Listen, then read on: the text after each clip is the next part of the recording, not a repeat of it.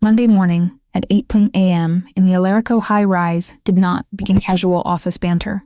It began with the heavy, pneumatic hiss of the private elevator doors, sealing me into the 64th floor, the sterile scent of ozone from the servers, mixing with the lingering polish on the mahogany wainscoting. I stepped out onto the imported silk rug, the damp chill of the Boston autumn clinging to my cheap olive-green trench coat. My spine ached, a physical manifestation of a weekend spent navigating the suffocating labyrinth of medical billing and collections agencies. I walked to my desk, a massive, imposing slab of dark wood positioned precisely outside the double doors of Dante Alarico's inner sanctum. At 28, my title was executive secretary, but my actual utility to the syndicate was buried in the encrypted hard drives, currently booting up in front of me. I was a forensic accountant. I cleaned up the financial blood splatter of a violent empire. The discrepancy on the ledgers was small, a mere 3% variance in the shipping logistics column. But to a mind trained to hunt missing numbers, it screamed like a siren in a silent room. Before I could even log into the secure intranet, my phone vibrated in my purse. The short, sharp buzz was a somatic trigger. My heart rate kicked up a notch, my stomach dropping into a familiar icy abyss.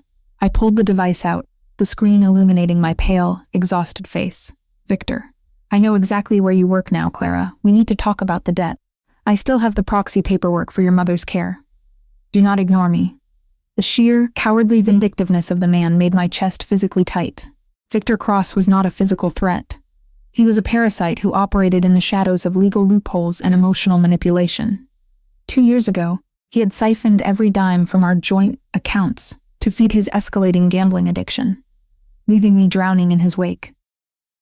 Now he was using my mother's fragile state at the specialized medical facility as leverage to extort the meager survival funds I had managed to scrape together.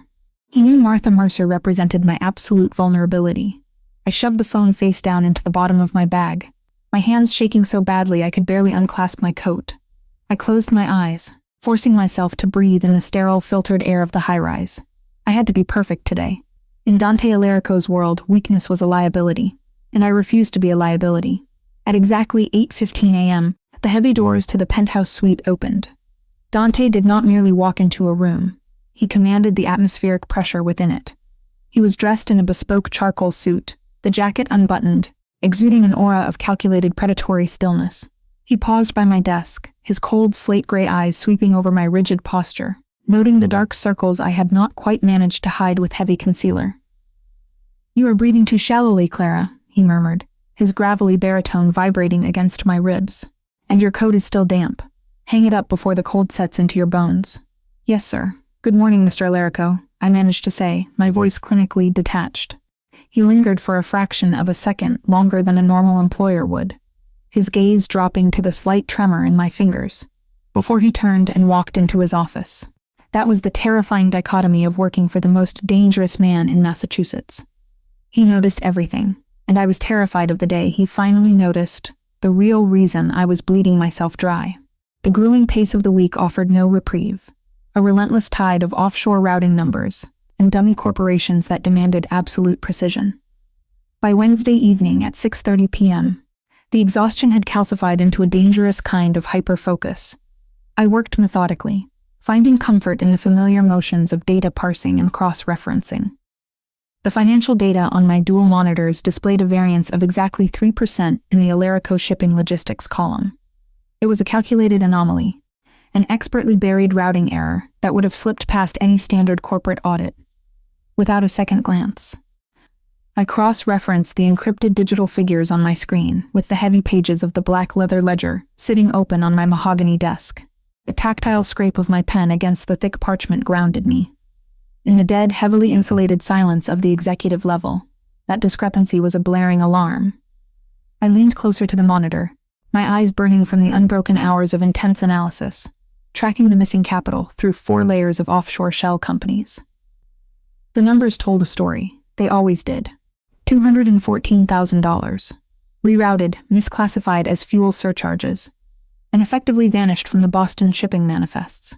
It took me a grueling amount of time to trace the digital footprints through dummy corporations in the Caymans back to an overseas holding account. I highlighted the cell, my fingers moving across the mechanical keyboard with practiced efficiency. I found the leaks. I plugged the holes. I analyzed the financial intricacies of a massive, violent empire without ever asking where the bodies were buried. It was a skill set forged in the fires of my own financial ruin. Back when I had to track every stolen dime Victor had siphoned from me. Now I used that same hypervigilance to protect Dante. A sharp cramp radiated through my right shoulder, settling back onto the muscle like a familiar, suffocating weight. I reached up, massaging the stiff joint, and that was when the temperature in the room inexplicably dropped. The hairs on the back of my neck stood up, a sudden, somatic spike of hypervigilance. I did not hear the heavy mahogany doors open. I did not hear footsteps on the imported silk rug, but I knew I was no longer alone. My body reacted before my brain could process the shift, an instinctual, somatic response to a sudden apex threat. I froze, my hand hovering over the mouse.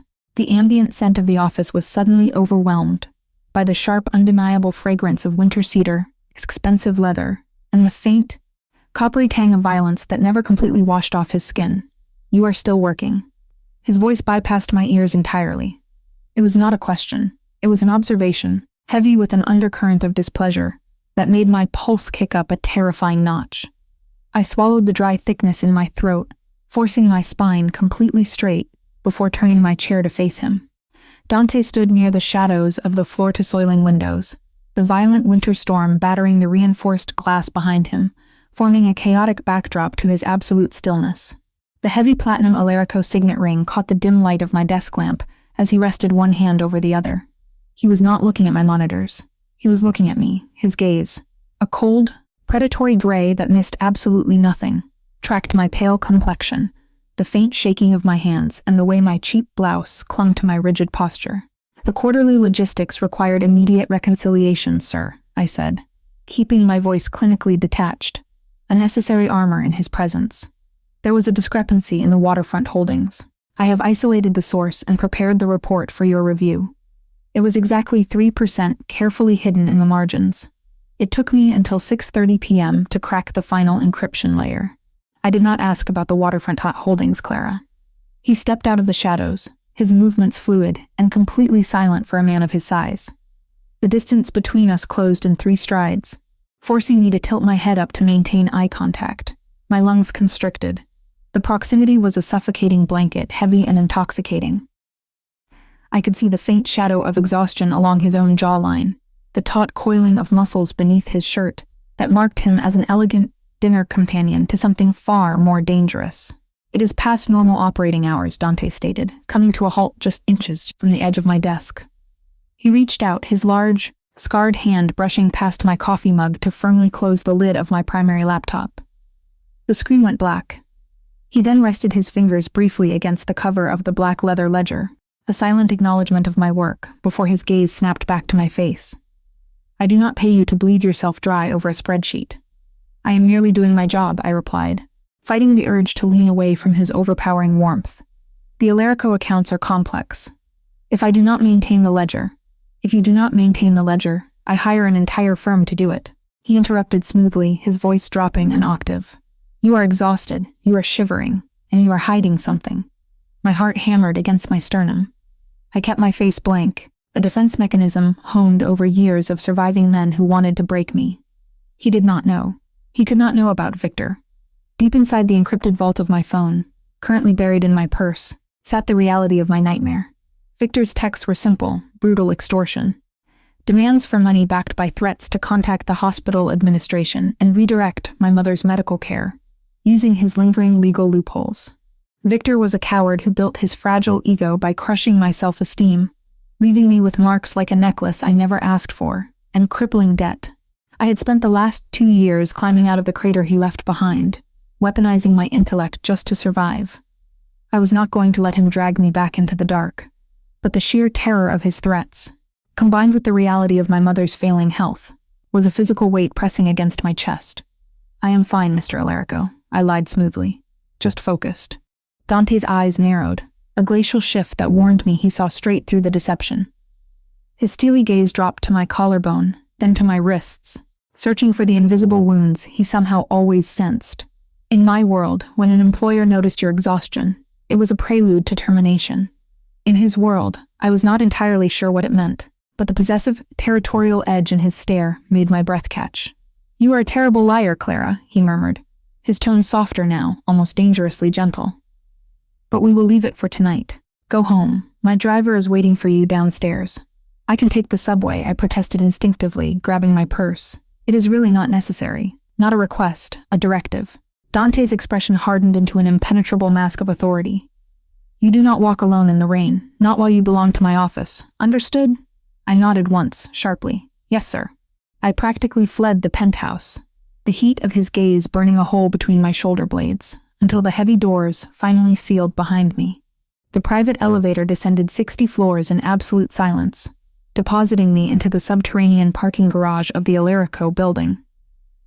The air down here was vastly different from the penthouse. Concrete and exhaust fumes replaced the rich scent of cedar and leather, settling over my skin in a damp, chilly layer.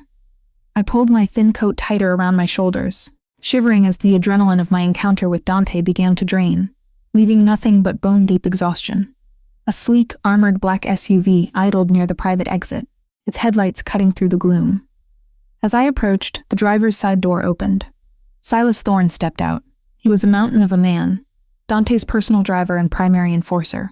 Silas was a ghost wrapped in tactical gear, a man who possessed the terrifying ability to blend into the shadows despite his massive, muscular frame. He rarely spoke, operating entirely on silent nods and lethal efficiency. He opened the rear passenger door for me without a word. "Thank you, Silas," I murmured, sliding into the back. The interior of the vehicle was a sanctuary. The heavy, bulletproof doors shut, with a vacuum-sealed thud that instantly muted the low rumble of the garage. The heated leather seats began to immediately thaw the chill from my spine. I leaned my head against the tinted glass, watching the rain-slicked streets of Boston blur past as we emerged into the violent storm. I expected the usual silence, the comforting, uncomplicated quiet that Silas always provided. But tonight, as we merged onto the highway, his deep, gravel-laced voice broke the stillness. "The hospital, Clara?" he asked, his eyes briefly meeting mine in the rearview mirror. "Yes, please," I said, surprised he remembered my routine. Or perhaps I should not be. The Illyrico Syndicate knew everything. "He watches you," Silas stated flatly. It was not a casual observation, it was a tactical report. I stiffened, my fingers tightening around the strap of my purse. Mr. Illyrico is a detail-oriented man. He monitors all his employees. Not like this. Silas merged smoothly into the fast lane, the heavy armored chassis of the SUV completely ignoring the hydroplaning risks of the torrential rain. I have driven for him for 9 years. I have seen him fire executives for blinking too slowly. I have seen him dismantle entire rival crews over a single perceived insult. He does not concern himself with the sleep schedules of his administrative staff. "I am his forensic accountant," I corrected, a defensive edge creeping into my voice. "My cognitive function directly impacts his bottom line." Silas let out a low, humorless sound. "Do not confuse your professional utility with his personal obsession, Clara. Dante Illyrico does not share. When he claims something as his, whether it is a territory, a business, or a person, he builds a gilded cage around it. He protects it absolutely. But he also ensures it can never leave." A cold knot formed in my stomach. "I am an employee, Silas, nothing more." "For your sake, I hope that remains true," Silas replied, his tone grim. "Because if he finds out whatever it is you are hiding from him, he will not just solve the problem. He will burn the surrounding city to the ground to ensure it never touches you again. And you will be standing in the center of the ash, belonging entirely to him." I did not answer. I could not. I simply stared out the reinforced window, the heavy rain masking the sudden, terrifying realization that Silas was absolutely right. 20 minutes later, the SUV pulled into the circular driveway of St. Jude's private wing. The building was an imposing fortress of clinical efficiency, all sharp lines and sterile lights, contrasting sharply with the dark, violent underworld I had just left. It was the only place equipped to handle Martha's specific autoimmune deterioration, a fact Victor knew perfectly well. "I can wait," Silas offered, shifting the vehicle into park. "No thank you. I will be a while. I will catch a cab from the clinic stand." He did not argue, simply nodding as I stepped out into the freezing downpour and hurried through the sliding glass doors. The transition from the violent storm to the hyper-sterile environment of the intensive care floor was jarring. The air smelled of sharp antiseptic and bleached linen. The rhythmic, electronic hum of telemetry monitors formed a steady baseline of anxiety. I walked down the quiet corridor to room 412, my footsteps muffled by the commercial carpeting. I pushed the heavy door open and stepped inside. Martha Mercer lay in the center of the bed, looking impossibly small. The stark white clinical sheets seemed to swallow her frail frame. Her skin was the color of old translucent parchment, mapped with the faint blue lines of fragile veins. A complex array of IV tubes snaked from a tall metal pole into her arm, delivering the expensive cocktail of experimental drugs, keeping her aggressive autoimmune disease at bay. I walked over to the chair beside her bed and sat down heavily, dropping my purse onto the linoleum floor. I reached out, taking her cold, frail hand in my own. She did not stir, her breathing shallow but steady under the influence of the sedatives. My analytical brain, the forensic accountant that never truly clocked out, instantly began to calculate. $2,450 a day for this isolated room. $820 for the specialized respiratory therapy. $4,700 a week for the immunosuppressant infusion protocol. It was a crushing, suffocating mountain of debt that I carried entirely alone. A mountain that currently stood at just over $89,000, growing heavier with every breath she took. Children are targets, liabilities. Anyone in my position knows better than to give the world that kind of leverage. But she was my mother. She was the only family I had left, the only person who had ever loved me without a transactional motive. I would forge 1,000 ledgers. I would work under the predatory gaze of Dante Alarico for 100 lifetimes, just to keep her lungs drawing air. I glanced at the medical chart hanging at the foot of the bed. Old habits died hard. I scanned the nurse's notations, my eyes instantly catching a discrepancy. The dosage for her pain medication had been logged at 50 milligrams, but the IV drip rate was set for a 15 milligrams delivery per hour. I stood up immediately, pressing the call button. When the night nurse hurried in, I clinically pointed out the error, my voice calm, polite, but backed by a core of absolute unyielding steel. The half-life of this specific synthetic opiate requires a steady 50 milligram infusion to prevent breakthrough pain, I explained, tapping the digital monitor. A 15 milligrams drip rate will cause her system to crash into withdrawal symptoms by 4 a.m. Adjust the parameters immediately. The nurse apologized profusely, her face pale as she reprogrammed the digital interface. "Thank you, Clara," she stammered, avoiding my gaze as she adjusted the lines. "You caught that very quickly." "I deal with numbers for a living," I replied quietly. Small mistakes usually hide massive consequences. When the nurse left, I sank back into the chair, the last remaining reserves of my energy bleeding out onto the sterile floor. I pulled my phone from my purse, the screen illuminating my exhausted face. The notification icon mocked me. 3 new messages from Victor. I opened the thread. "I know about the intensive medical care, Clara. 10 grand within 48 hours, or I call the hospital administration and claim legal proxy. You know the paperwork is still a mess. Do not test me." My hand shook, the screen blurring. The sheer, cowardly vindictiveness of the man made me sick. Victor was not stealing the silverware. He was not raiding the liquor cabinet for vintage scotch.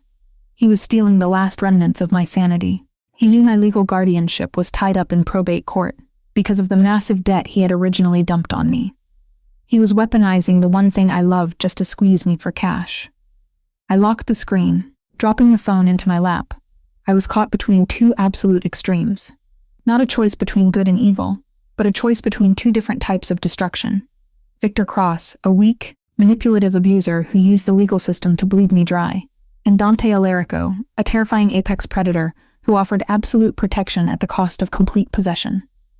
If I gave Dante the truth, if I showed him this text, he would not just pay the debt. He would eliminate Victor entirely. But in doing so, I would step into a cage I could never leave. I squeezed my eyes shut, listening to the steady beep of my mother's heart monitor, and prayed that the fragile walls I had built around my life would hold for just 1 more week. Thursday arrived with the suffocating pressure of a ticking clock. My mother's specialized treatments were accumulating charges, and Victor's deadline was burning a hole in my pocket. I arrived at the top floor at 7:45 a.m., burying my panic beneath layers of professional detachment. The penthouse office operated with its usual terrifying efficiency. Dante was in closed-door meetings for most of the afternoon, with various capos from the Alarico syndicate. The muffled sounds of heated Italian arguments, occasionally bleeding through the heavy mahogany. I kept my head down, my fingers flying across the mechanical keyboard, as I audited the offshore shell accounts, making sure the 3% variance was permanently erased from the operational ledger. By 10:15 p.m., the storm that had been threatening the city all week finally broke over Boston in a torrential downpour. The high-rise windows rattled under the force of the wind, the heavy rain blurring the city lights into abstract streaks of neon. I was alone at my desk, packing my bag with movements that felt sluggish and heavy with dread. Every time my phone screen lit up, my heart seized, anticipating another threat from Victor. The elevator chimed, the airtight doors sliding open. I looked up, expecting Silas or perhaps one of the night guards. Instead, Julian Sterling stepped out. Julian was Dante's trusted childhood friend and the syndicate's underboss. He moved with a charismatic, predatory grace that completely contradicted the brutal efficiency he was known for. Where Dante was cold, calculated stillness, Julian was all sharp smiles and observant eyes. He wore an expensive bespoke suit that perfectly tailored his athletic frame, but his true danger lay in how deeply he understood the psychological mechanics of the people around him. "Still here, Clara?" Julian asked, his voice smooth and entirely too perceptive as he strolled toward my desk. "The boss is going to start charging you rent if you keep practically living on level 64. I was just leaving, Mr. Sterling," I replied, standing up and reaching for my cheap olive green trench coat. The quarterly reconciliation took longer than anticipated. Julian paused, his sharp gaze lingering on my thin coat, then sweeping over my pale, exhausted features. He noticed the nervous quiver running through my knuckles, the physical manifestation of Victor's looming deadline. Unlike Dante, who watched me with a possessive, consuming intensity, Julian watched me with the calculating eyes of a man orchestrating a very specific outcome. "You cannot walk out into that storm wearing a piece of fabric thinner than a napkin," Julian observed mildly. He glanced toward the closed double doors of Dante's inner sanctum. A slow, knowing smile curved his lips. It was the expression of a man who was about to deliberately strike a match in a room full of gasoline. Before I could protest, Julian reached over a nearby leather armchair, picking up an exquisite, heavy emerald velvet coat.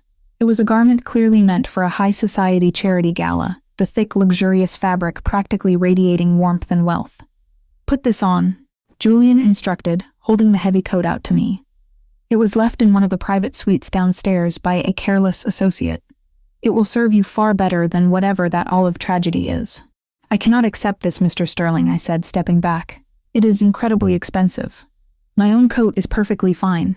"Clara," Julian said, his tone dropping the casual charm, replacing it with a firm, immovable authority. "You are freezing. You are exhausted, and I am not asking. Consider it a mandatory uniform upgrade. Besides, I am heading to the ground floor. I will walk you to your car." "I take the subway," I corrected quietly. Julian's eyes flashed with something unreadable. "Not tonight, you do not. I am driving you home. The storm is flooding the lower transit lines, and I refuse to let the syndicate's best forensic accountant drown in a subway terminal."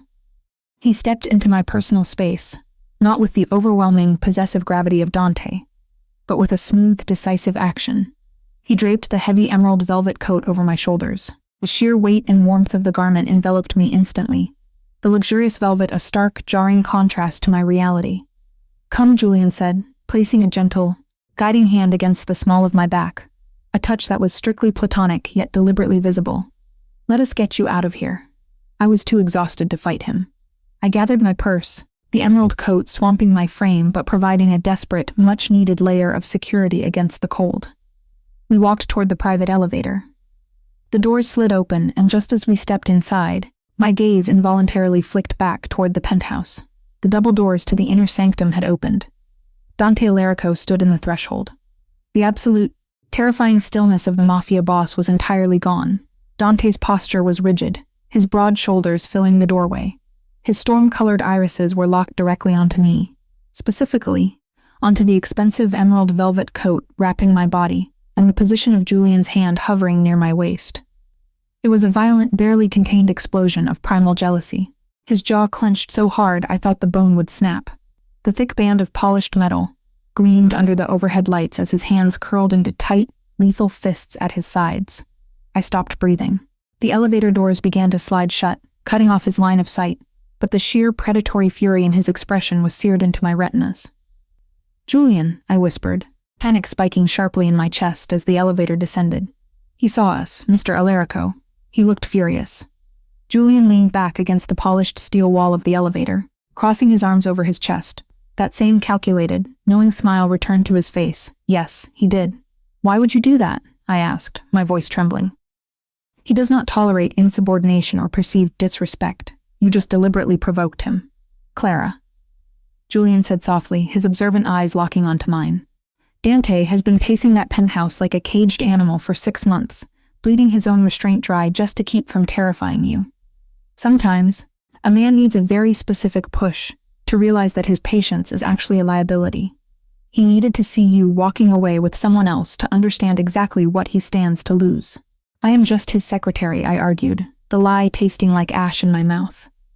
You are the woman wearing my emerald coat, Julian corrected smoothly, and by the time we reach the ground floor, Dante will have torn this building apart to get to you.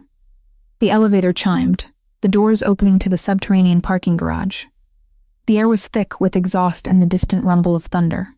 Julian placed his hand on the small of my back again, guiding me toward his sleek silver sports car. We did not make it 10 feet. The screech of heavy, armored tires echoed violently through the concrete garage. A massive black armored SUV, Dante's personal vehicle, barreled around the concrete pillar, slamming to a halt directly in our path. The tires smoked against the wet pavement, the headlights blinding us in the gloom. The driver's side door was kicked open with enough force to dent the hinges. Dante stepped out into the harsh garage lighting. He had bypassed Silas completely. He was driving himself, and he looked like a man who had come to collect a soul.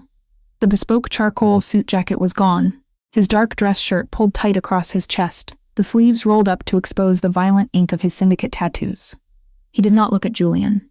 His eyes, a terrifying, consuming storm of gray, were fixed entirely on me.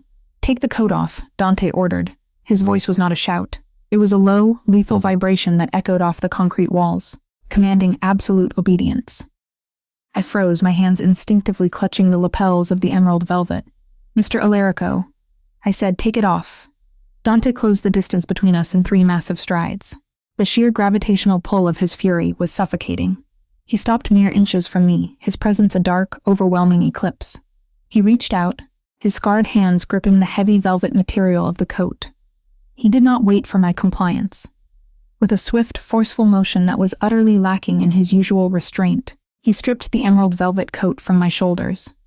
The cold air of the garage bit into my thin blouse, but I could not feel it.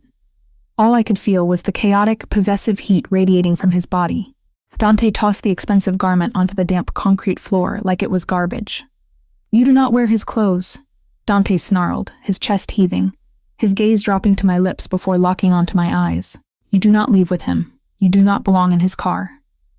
Dante, Julian, interjected, his tone mild, completely unbothered by the homicidal aura radiating from his oldest friend. She was freezing. I was simply offering her a ride home in the storm. You will walk back upstairs, Julian, Dante said, his voice dropping into a deadly, quiet register that promised immediate violence. Before I forget that I have known you since we were children. Julian raised his hands in mock surrender, a satisfied gleam in his eye. Have a good night, Clara, he called out lightly, before turning and strolling back toward the private elevator, leaving me entirely alone with the apex predator he had just unchained. I stood frozen on the concrete, my heart hammering a frantic rhythm against my ribs. I had spent months navigating the professional boundaries of the Alarico syndicate, relying on Dante's cold, calculated restraint. That restraint was now completely shattered. Dante reached out, his large, calloused fingers wrapping firmly around my wrist. The touch was not brutal, but it was absolute. An unbreakable iron shackle. Get in the car, he commanded softly, the possessive territorial edge in his voice leaving absolutely no room for negotiation. Mr. Alarico, my apartment is. You are not going to your apartment. Dante pulled me firmly toward the open passenger door of the armored SUV, his grip on my wrist burning like a brand against my skin. You are finished hiding from me, Clara. Tonight I expose every single secret you are keeping in the dark. My breath caught in my throat. The panic that had been simmering in my veins all week finally boiled over. Victor, the medical debt, the extortion. Dante was going to tear all of my carefully constructed defenses to the ground. He practically lifted me into the passenger seat, slamming the heavy, bulletproof door shut behind me. The airtight thud sealed my fate.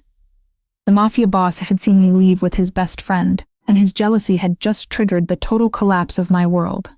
Inside the cabin, the ambient, echoing noise of the subterranean parking garage was instantly neutralized, replaced instead by the suffocating, highly pressurized silence of Dante Alarico's absolute control. I pressed my flush against the heated leather seat, my breath coming in shallow, ragged bursts that I could not regulate. The thin, damp fabric of my olive green blouse clung to my shivering skin, entirely inadequate against the chill that had already settled deep into my bones. But the physical cold was secondary, entirely eclipsed by the sheer, overwhelming proximity of the man sitting rigidly in the driver's seat. He did not speak, he did not yell. The head of the Alarico syndicate did not need volume to project violence. He simply shifted the massive vehicle into gear, the heavily modified V8 engine roaring to life beneath us, like a caged beast suddenly off its leash, and slammed his expensive leather shoe onto the accelerator. We shot out of the parking structure and into the torrential Boston storm, the heavy tires gripping the wet, treacherous asphalt with an aggressive, terrifying precision. I sat completely frozen in the passenger seat, my forensic accountant brain automatically shifting into a clinical, desperate, internal risk assessment. It was a survival mechanism, a habit forged in the fires of my disastrous past with Victor. When the world spiraled out of my control, I found my only solace in data. I analyzed the dangerous trajectory of our speed, the audible click of the centralized locking mechanism sealing me inside, and the terrifyingly rigid, unyielding posture of the man beside me. Dante was a statue carved from pure lethal intent. The blurring streetlights flickered rapidly across his sharp, aristocratic profile, illuminating the muscle feathering wildly along his tight jawline. His large, calloused hands gripped the leather-wrapped steering wheel, with enough sheer force to turn his prominent knuckles bone-white. The massive Alarico signet ring on his finger, a symbol of the empire that had just swallowed me whole, caught the brief, blinding flashes of passing headlights. It was a constant, mocking reminder that I was no longer an employee. I was a captive. "Mr. Alarico," I attempted to say, my voice sounding painfully thin, trembling slightly despite my absolute best efforts to keep it clinically detached. "You need to pull over. This is unnecessary.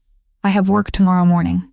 And he did not look at me. His gaze remained locked on the rain-slicked road ahead, tracking the chaotic, swerving traffic with the predatory, unblinking focus of a hawk, tracking a mouse in an open field. "Your work is up in the penthouse tier, Clara." His gravelly baritone vibrated through the small, pressurized confines of the cabin, the sound physically scraping against my frayed nerve endings. "And you are currently sitting in my vehicle, having just attempted to leave my building in the passenger seat of another man's car. Do not speak to me about what is necessary." The sheer, territorial possession bleeding through his tone made my lungs constrict painfully. He smelled of crisp winter ozone, starched cotton, and the faint, unmistakable copper of fresh blood, a visceral scent profile that perfectly encapsulated the terrifying dichotomy of my employer. He was an elegant, bespoke-suited dinner companion, tethered to something far more dangerous. I turned my face toward the tinted, bullet-resistant glass, watching the neon signs of the city blur into abstract, watery streaks of light. My purse sat heavy in my lap, acting as a physical anchor to the nightmare waiting inside my phone. Victor. The crushing medical debt. The ticking clock of my mother's fragile life at the clinic. If Dante broke down my carefully constructed walls tonight, if his sudden, violent jealousy pushed him to uncover the financial hemorrhage I had been hiding for 6 months, he would not just settle the medical bills. He would eradicate Victor from the face of the earth, and the price for that amount of blood would be my permanent, inescapable residence in his gilded cage. The drive did not lead back to the familiar glass and steel Alarico high-rise, nor did it lead to any of the standard corporate properties I regularly audited in the heavy syndicate logbook. We crossed the city limits, the dense, suffocating urban sprawl gradually giving way to the sprawling, heavily forested, and deeply isolated outskirts of Massachusetts. The armored SUV turned down a private, unmapped road, the blinding headlights cutting through the violent storm, to reveal towering wrought iron gates. They swung open automatically, sensing our approach, granting us access to the Alarico Syndicate's primary fortress. The private estate was a masterpiece of fortified architecture, a sprawling, imposing stone mansion that looked less like a home, and far more like a high-security sanctuary designed to withstand a siege. the moment the heavy tires crunched to a halt on the pristine gravel driveway. The massive front doors of the estate opened. Armed guards in tailored dark suits stepped out into the freezing rain with large black umbrellas, moving with a silent, synchronized efficiency that spoke of military training. Dante cut the engine. The sudden silence in the cabin was deafening. He unbuckled his seatbelt, finally turning his intense, stormy gaze directly toward me.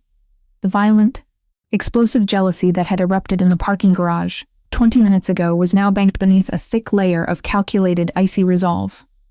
"We are going inside," he stated, his voice leaving absolutely no room for debate or negotiation.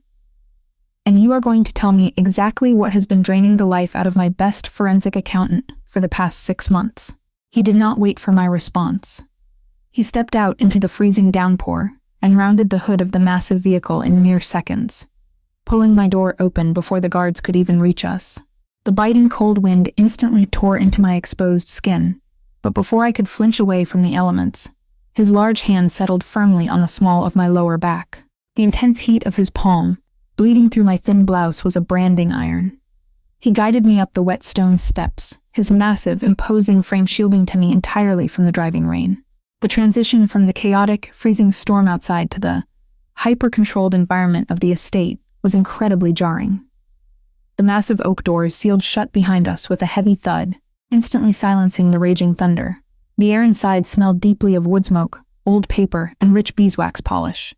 It was oppressively warm, the carefully regulated temperature contrasting violently with the damp, bone-deep chill clinging to my ruined clothes.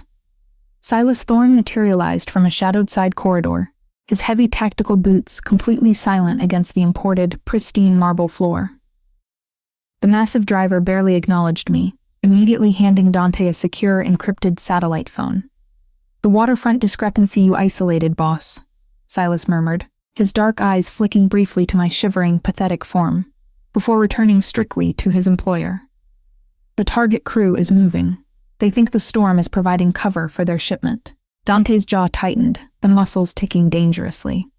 The 3% variance I had meticulously found in the shipping logistics was not just a minor clerical error. It was the definitive trigger for a full-scale syndicate war.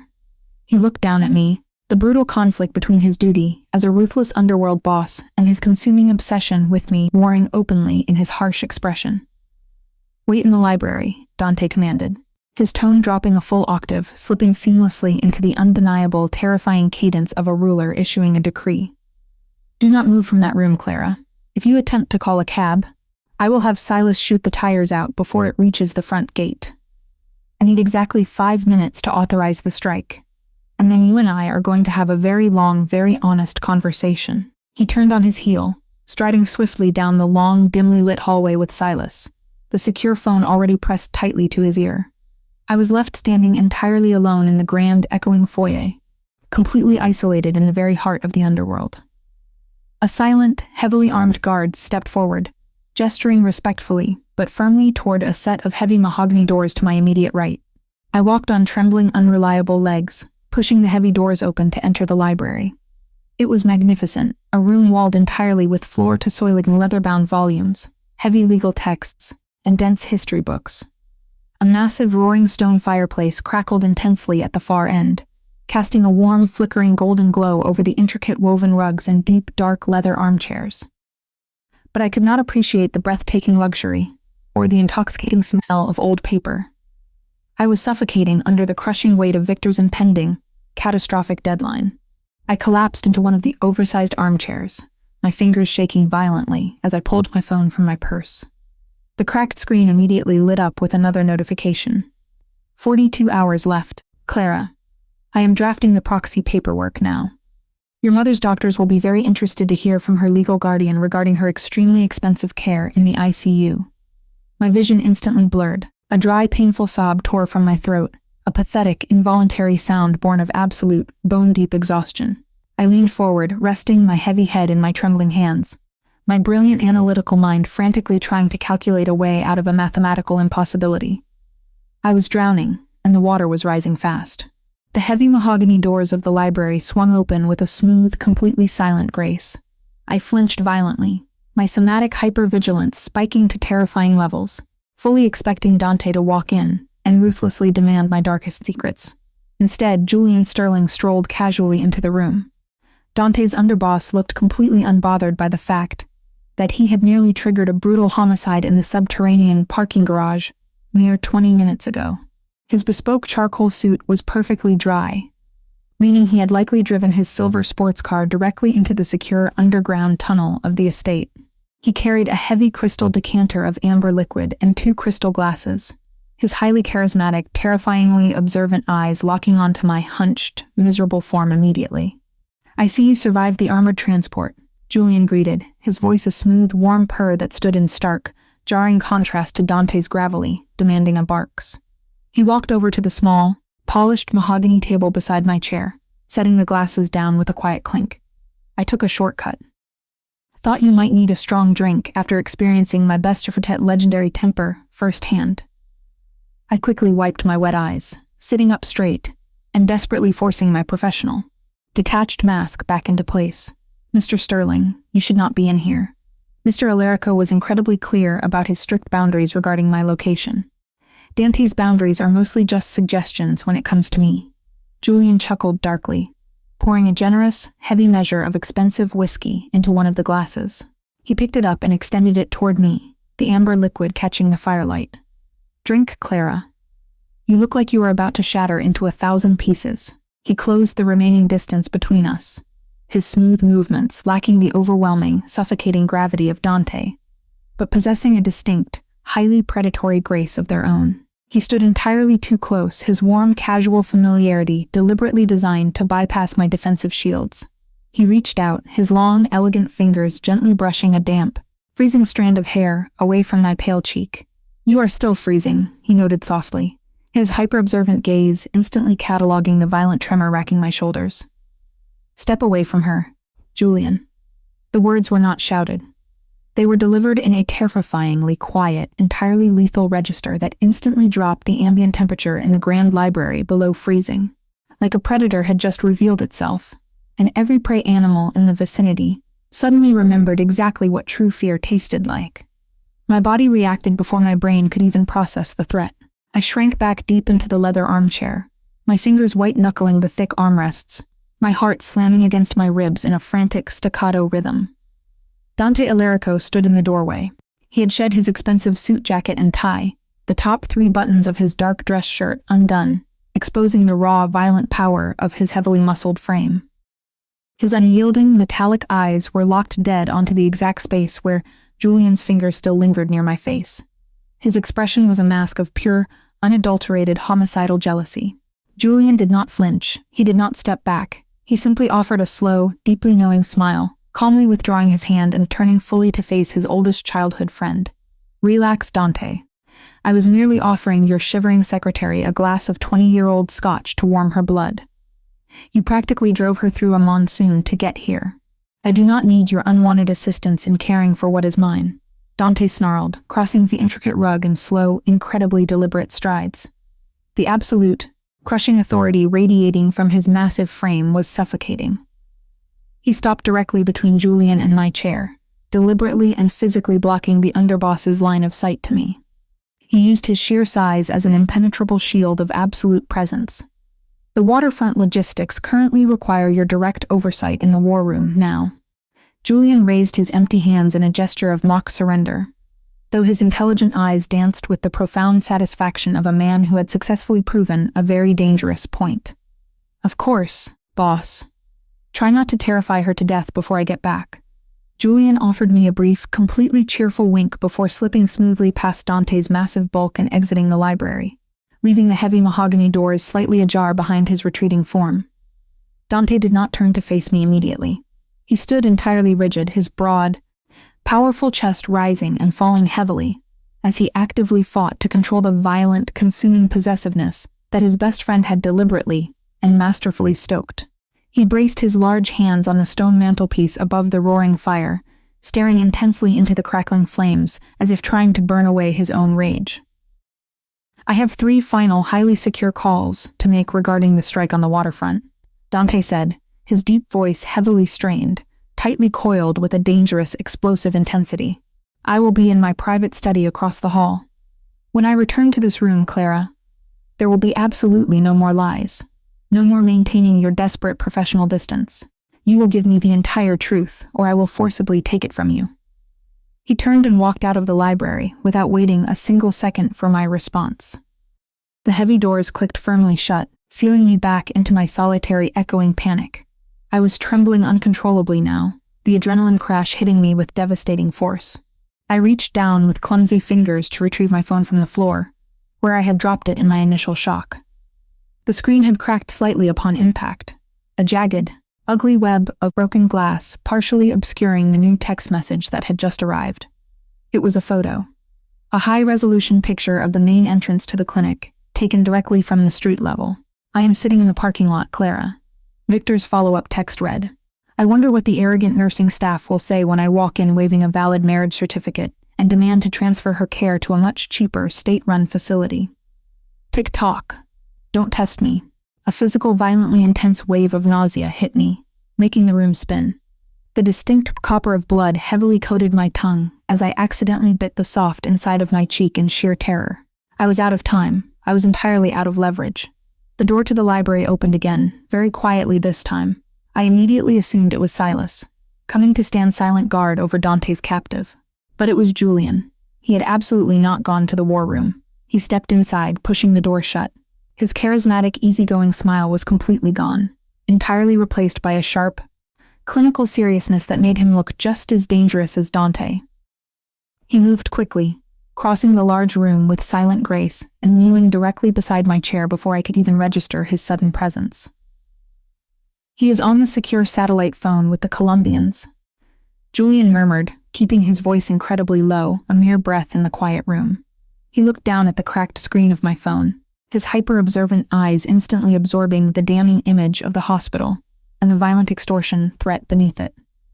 I tried to rapidly pull the device away, my defensive survival instincts flaring hotly, but the underboss gently but firmly caught my freezing wrist. "I run this entire syndicate's intelligence network, Clara," Julian said softly, his sharp, intelligent eyes locking securely onto mine. "You honestly thought I didn't know? About Martha? Regarding the $89,000 in crushing medical debt? Concerning Victor Cross and his pathetic extortion attempts?" I stopped breathing entirely. The impenetrable walls of my carefully constructed, desperately guarded secret were violently collapsing all around me. "If you know, does Mr. Alarico know?" "No," Julian replied instantly, his large thumb lightly, rhythmically brushing the frantic pulse point on my wrist to calm my racing, terrified heart.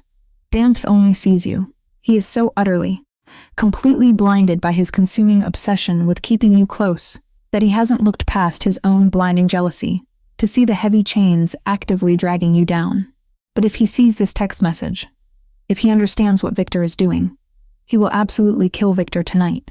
And the very moment Dante sheds blood for you, he will claim you forever. You will never, ever be free." A cold, heavy knot formed rapidly in the pit of my stomach. Julian was speaking the absolute terrifying truth. With his free hand, Julian reached smoothly into the inner breast pocket of his bespoke charcoal jacket and pulled out a sleek black checkbook. He clicked a silver pen and quickly, fluidly scribbled a massive sum on the crisp paper, tearing it out with a sharp rip and pressing it firmly into my trembling hand. I looked down at the slip of paper. It was a blank check drawn from a completely clean, entirely untraceable corporate offshore account, signed elegantly by Julian Sterling. "Take the money, Clara," Julian offered, his voice a hushed, incredibly intimate whisper. "Clear the clinic in full. Give Victor his pathetic extortion fee to completely disappear. I can have a private, untraceable jet ready and waiting at Hanscom Airfield by dawn. I can get you and your mother entirely out of Boston, out of the syndicate's bloody reach, and far, far away from Dante's cage." I stared blankly at the slip of paper, the sheer, unimaginable weight of the offer crashing over me like a tidal wave. It was absolutely everything I had spent the last 2 grueling years fighting for. True freedom, absolute safety, the total, immediate liquidation of my crushing financial anxiety. All I had to do was blindly accept his secret charity and run into the night. But even as Julian's fingers lingered near mine, my mind kept drifting to the heavy platinum Alarico signet ring, to the terrifying heat of Dante's palm against my lower back, to the absolute, unshakable certainty that my employer would burn the entire city to ash before letting anyone take me from him. Suddenly, a violent echoing crash shattered the quiet tension in the library. The sound came from across the hall, the unmistakable, brutal noise of heavy crystal being smashed against mahogany, followed instantly by the dull, terrifying thud of a fist colliding with a solid wall. My heart leaped into my throat.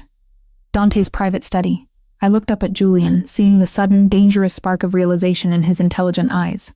The library had security cameras. Of course it did. Dante was watching us. He was watching his oldest friend kneel intimately before the woman he considered his absolute property. He was watching Julian gently hold my wrist, speaking in a hushed, secretive tone, and pressing a piece of paper directly into my hand. Though the audio feed was likely muted, the visual narrative was devastatingly, violently clear to a man already pushed completely to the brink of insanity by his own jealousy. Julian was offering me a way out. Julian was actively playing the savior. The silence that followed the crash from across the hall was thick, suffocating, and entirely lethal. I looked deeply at Julian's face, seeing the genuine, underlying concern beneath his highly calculated, charismatic exterior. The offer was a literal lifeline thrown to a drowning, desperate woman. But it was a lifeline tethered to cowardice. I slowly curled my stiff fingers, securely closing my hand. But not around the check. I pushed the slip of paper firmly back against Julian's chest, my spine straightening with absolute resolve as the highly competent forensic accountant, the professional survivor who had clawed her way out of hell, reclaimed total control of my trembling body. No, I whispered fiercely, my voice carrying a newly forged core of absolute, unbreakable steel. I do not trade one mafia boss's cage for the dead of another. I am not running anymore, Julian. I will face him. Before Julian could even begin to argue, before he could attempt to press the money back into my hand, the heavy mahogany doors of the library were violently, explosively kicked open. The heavy wood slammed hard against the stone walls, with the deafening force of a detonation. Dante stood framed in the doorway, absolute murder radiating from his massive frame. Blood, warm and fresh, dripped steadily from his right hand, staining the pristine marble floor beneath his expensive shoes. He didn't even seem to feel the pain. His cold, charcoal eyes bypassed Julian entirely, locking onto me with a possessive, territorial fury that consumed all the oxygen in the room. In my world, Dante snarled, his tone plunging to a lethal, hushed frequency that shook the very foundation of the estate. When I claim something as mine, I protect it absolutely. If we do this, if we become this, you're mine. Fully. He stepped into the library, stalking toward us like a lethal predator that had finally cornered its prey. And I don't share. I don't let go. Julian did not lose his calculated, terrifying composure. He simply stood up from his kneeling position beside my oversized leather armchair, moving with that fluid, predatory grace that defined the syndicate's underboss. He casually adjusted the cuffs of his bespoke charcoal suit, entirely unbothered by the homicidal aura radiating off his oldest friend. There is no need to bleed all over the imported silk rugs, Dante? Julian noted mildly, his hyper-observant gaze flicking briefly to the crimson drops hitting the polished floorboards. I was merely offering our overworked executive secretary a charitable bonus. A preemptive severance package, if you will, to save her from your legendary temper. Get out, Julian. The command was not shouted.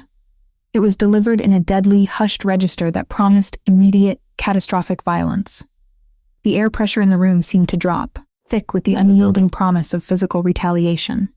Julian offered me a final, knowing look, a glance that acknowledged the absolute chaos he had deliberately unleashed, before slipping past the massive, rigid frame of his boss. The heavy mahogany doors clicked shut, plunging the grand library into a suffocating, highly pressurized silence. I remained completely frozen in the chair. The crisp paper of Julian's blank check felt incredibly heavy in my hand, a physical manifestation of the criminal underworld dragging me deeper into its currents. My breath came in shallow, ragged bursts that I could not regulate. The physical reality of Dante Alarico in this state was completely overwhelming.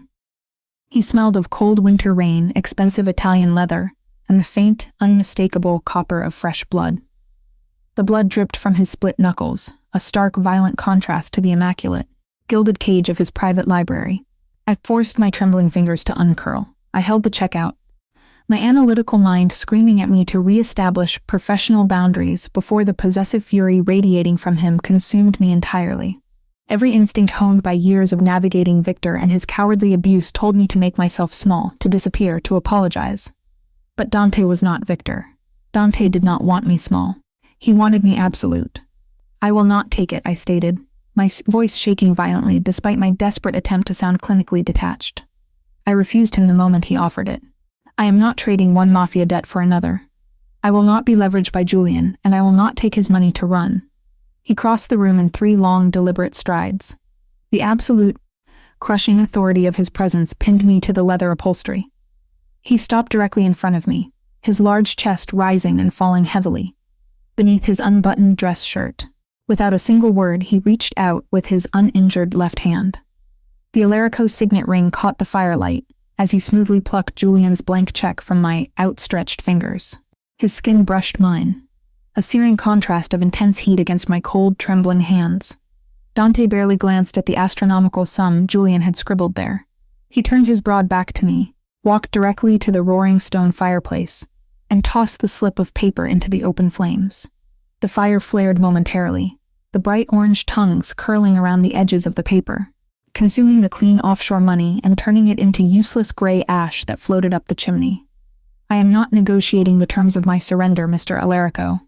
I pushed forward, forcing myself to stand despite my shaking knees. I needed to be on my feet. I needed to reclaim the clinical, hyper-competent persona that kept me alive. I am clarifying the boundaries of my employment. I am here to untangle your assets and correct your ledgers. I am not your property to be fought over, and I am not a pawn in whatever psychological war Julian is waging against you. Dante turned slowly. The muscle feathering along his tight jawline indicated a man actively fighting a brutal war against his own lethal instincts. He looked down at his right hand, at the split knuckles oozing warm blood, and then he looked directly at me. His gaze was a physical weight, stripping away the professional armor I tried so desperately to hold on to. You are hiding a mountain of debt, Clara Mercer. You are being extorted by a coward who thinks he can use your mother's failing health to drain you dry. And my underboss thought he could wrap you in his emerald velvet coat and hand you a check to test my absolute limits. He took a slow step closer, lowering his voice into a dark, vibrating hum. There are no escape routes left, Clara. Not from him, and absolutely not from me. My heart slammed against my ribs, a somatic spike of pure panic mixed with a terrifying, unbidden rush of relief. The sheer, overwhelming force of his protection was intoxicating. How did you know about the debt? The heavy doors to the library opened again, abruptly interrupting my terror. Silas Thorne stepped into the room, his massive tactical boots completely silent on the marble. The driver did not flinch at the sight of his bleeding boss, or the shattered remnants of the glass across the hall. He held a sleek, silver tablet in his large hands, his expression a mask of grim, unyielding professionalism. Boss, Silas rumbled, his dark eyes fixed entirely on Dante, but his words carried an undercurrent of absolute respect that he rarely extended to outsiders. The harbor targets are moving. They are exploiting the cover of the storm, exactly as we anticipated. Dante's steely gaze snapped away from me, the possessive fury instantly shifting into a cold, calculated operational mode. The transition was terrifyingly seamless, a stark reminder of the empire he controlled. The South Boston shipping lanes? Yes, Silas confirmed, tapping the screen of his tablet, his large fingers swiping past encrypted tactical maps. They are pushing the unsanctioned assets through the precise logistics channels Clara flagged. It matches the encrypted data in the black leather ledger perfectly. They thought the storm would hide the transport, but the 3% discrepancy she located gave us their exact operational window. Your analyst was entirely correct. We have them cornered. A profound, heavy silence filled the library, thick with the gravity of the impending violence. Dante turned his head slowly, looking at me with a terrifyingly proud possessiveness that made the breath catch in my throat. I had not just organized his files. I had not just balanced his corporate accounts. I had handed him the strategic leverage to dismantle a rival operation. My mind, my mathematical precision, was the weapon he was currently wielding to secure his territory. My strategist, Dante murmured, the words vibrating with a dark, clanging resonance that settled deep in my chest. She found the leak they spent 6 months burying. Dispatch the strike team, Silas. Liquidate the harbor assets. Leave no survivors. Already done, Silas replied smoothly, the casual confirmation of multiple assassinations chilling my blood. But there is a secondary issue. We just caught a massive anomaly on the top-tier external servers at the corporate headquarters. An unencrypted message bypassed the standard corporate firewall. It was flagged directly by the security algorithm, because it was addressed to your personal executive inbox and heavily referenced Clara's employee ID. Dante extended his uninjured hand. Silas handed over the device. As Dante read the digital text, the ambient temperature in the grand library seemed to plummet below freezing. The terrifying stillness returned to his massive frame. The exact, predatory silence that always preceded a total dismantling of his enemies. The muscles in his neck corded, and the air grew so thin I had to actively force my lungs to expand. "Read it," Dante commanded softly, turning the screen toward me.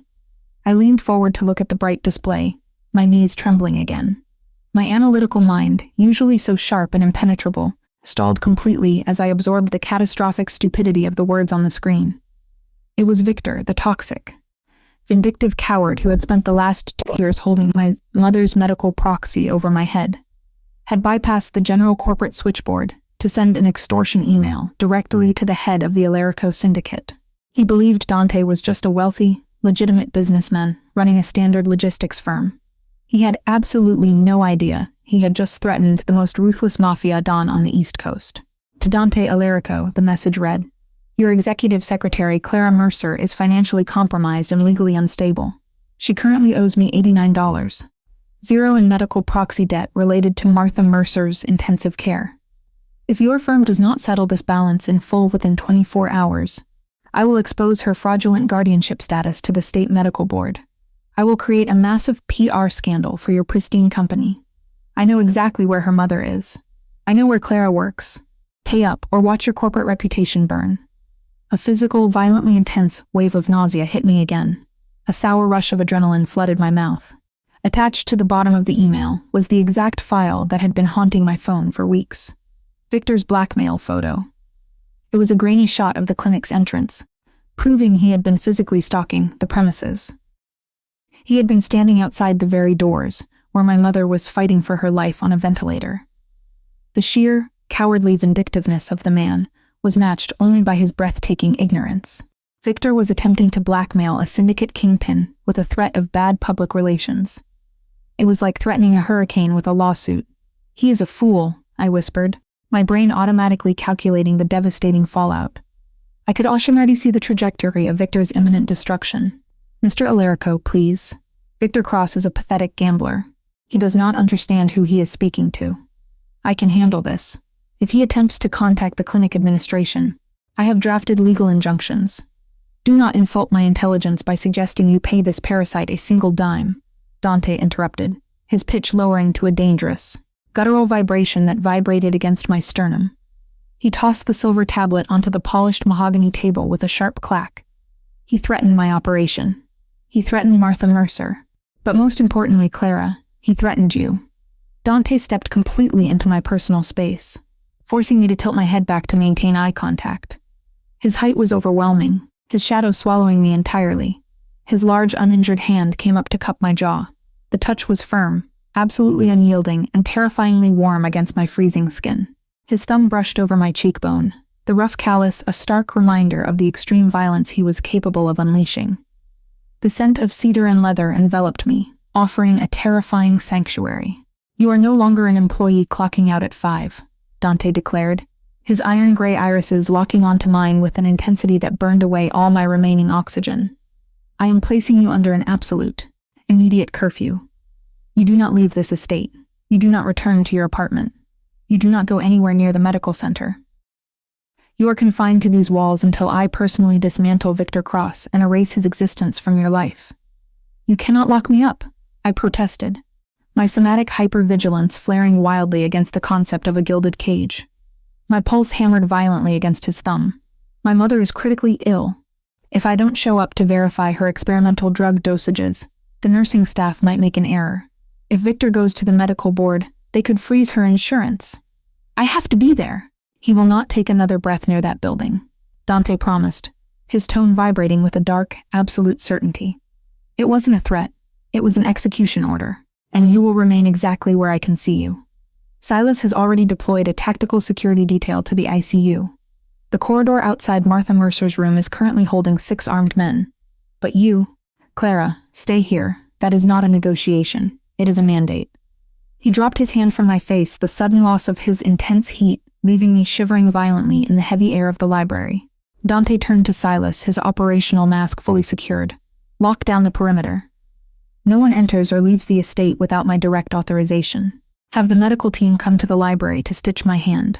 Then pull every piece of surveillance data on Victor Cross. I want his daily routine, his gambling debts, and his exact GPS coordinates. Understood, boss. Silas nodded, turning swiftly to execute the orders without a single question, disappearing into the dark corridor like a phantom. Dante looked back at me one last time, his gaze heavy with the unspoken weight of his absolute possession. He didn't need to say the words again. The gilded cage had officially snapped shut around me. The transition from the library to the guest suite was a blur of adrenaline and exhaustion. 2 of Dante's silent, heavily armed guards had escorted me through the labyrinthine corridors of the estate, leaving me in a room that was larger than my entire apartment. The door clicked shut behind me, the heavy locking mechanism engaging with a finality that echoed in my chest. I spent the remainder of the night pacing the length of the massive, silk-draped bed, my nervous system too wired for sleep. The contrast was agonizing. I was surrounded by millions of dollars of imported marble and antique furnishings, yet I felt entirely reduced to a hostage, a highly protected, deeply valued hostage, but a hostage nonetheless. The next morning arrived without the chaotic, driving violence of the storm, leaving behind a cold, damp chill that hung heavy over the sprawling Massachusetts estate. The sky was a pale, slate gray, casting long, sharp shadows across the manicured grounds. My mind was trapped in a relentless, exhausting loop of calculations, variables, and terrifying outcomes. The plush bedding had offered no comfort. Dante's curfew was absolute. The massive wrought iron gates were sealed shut, and the perimeter was actively patrolled. I was trapped in the lap of dark luxury, wearing an oversized cashmere sweater provided by the estate staff that swallowed my frame in soft, agonizingly expensive warmth. I was pacing the intricate stone pathways of the walled Alarico garden, my boots crunching rhythmically against the frost-covered gravel. The garden was a masterpiece of controlled nature. Sharp, geometric hedges, dormant winter rose bushes stripped of their color, and a towering, ornate stone fountain that trickled quietly in the center. It was a pristine display of immense wealth, but to my hyper-vigilant brain, it was merely an exceptionally decorated prison yard. Every camera lens mounted on the stone walls tracked my movements. I wrapped arms tightly around my waist, the biting winter air did little to numb the crushing anxiety in my chest. Dante was currently locked in his secure war room on the opposite side of the mansion, orchestrating the systematic destruction of the man who had tormented me for years. He was wielding his vast syndicate resources to crush a pathetic street gambler. But my primary concern was not my abusive ex-partner's fate. It was Martha. When Victor realized his extortion attempt had failed, when he sensed even a fraction of the syndicate's retaliation closing in on him, his cowardly instinct would be to strike at my weakest point. He still held the lingering legal loopholes of my mother's proxy paperwork. He could physically walk into the hospital administration office, demand to transfer her care, and completely disrupt her fragile immunosuppressant infusion protocol. Dante's guards could stop a bullet. They were trained to neutralize physical threats. But they could not stop a legally recognized proxy from discharging a patient without causing a massive, highly publicized scene that would draw the FBI's attention straight to the Alarico syndicate. "You are doing that thing again." A smooth, charismatic voice broke through the quiet trickle of the fountain. I flinched slightly, my breath catching in my throat as I spun around to see Julian Sterling, strolling casually down the pristine gravel path. The underboss looked entirely refreshed, dressed in a thick, tailored wool peacoat over a dark turtleneck that emphasized his lean, athletic build. He carried 2 steaming paper cups of artisan espresso, the rich, dark scent cutting sharply through the cold morning air and wrapping around me like a familiar lifeline. "Doing what?" I asked defensively, stepping away from the icy edge of the fountain. I accepted the warm cup he offered. The heat immediately soaked into my freezing, trembling fingers, providing a small, much-needed anchor of somatic comfort.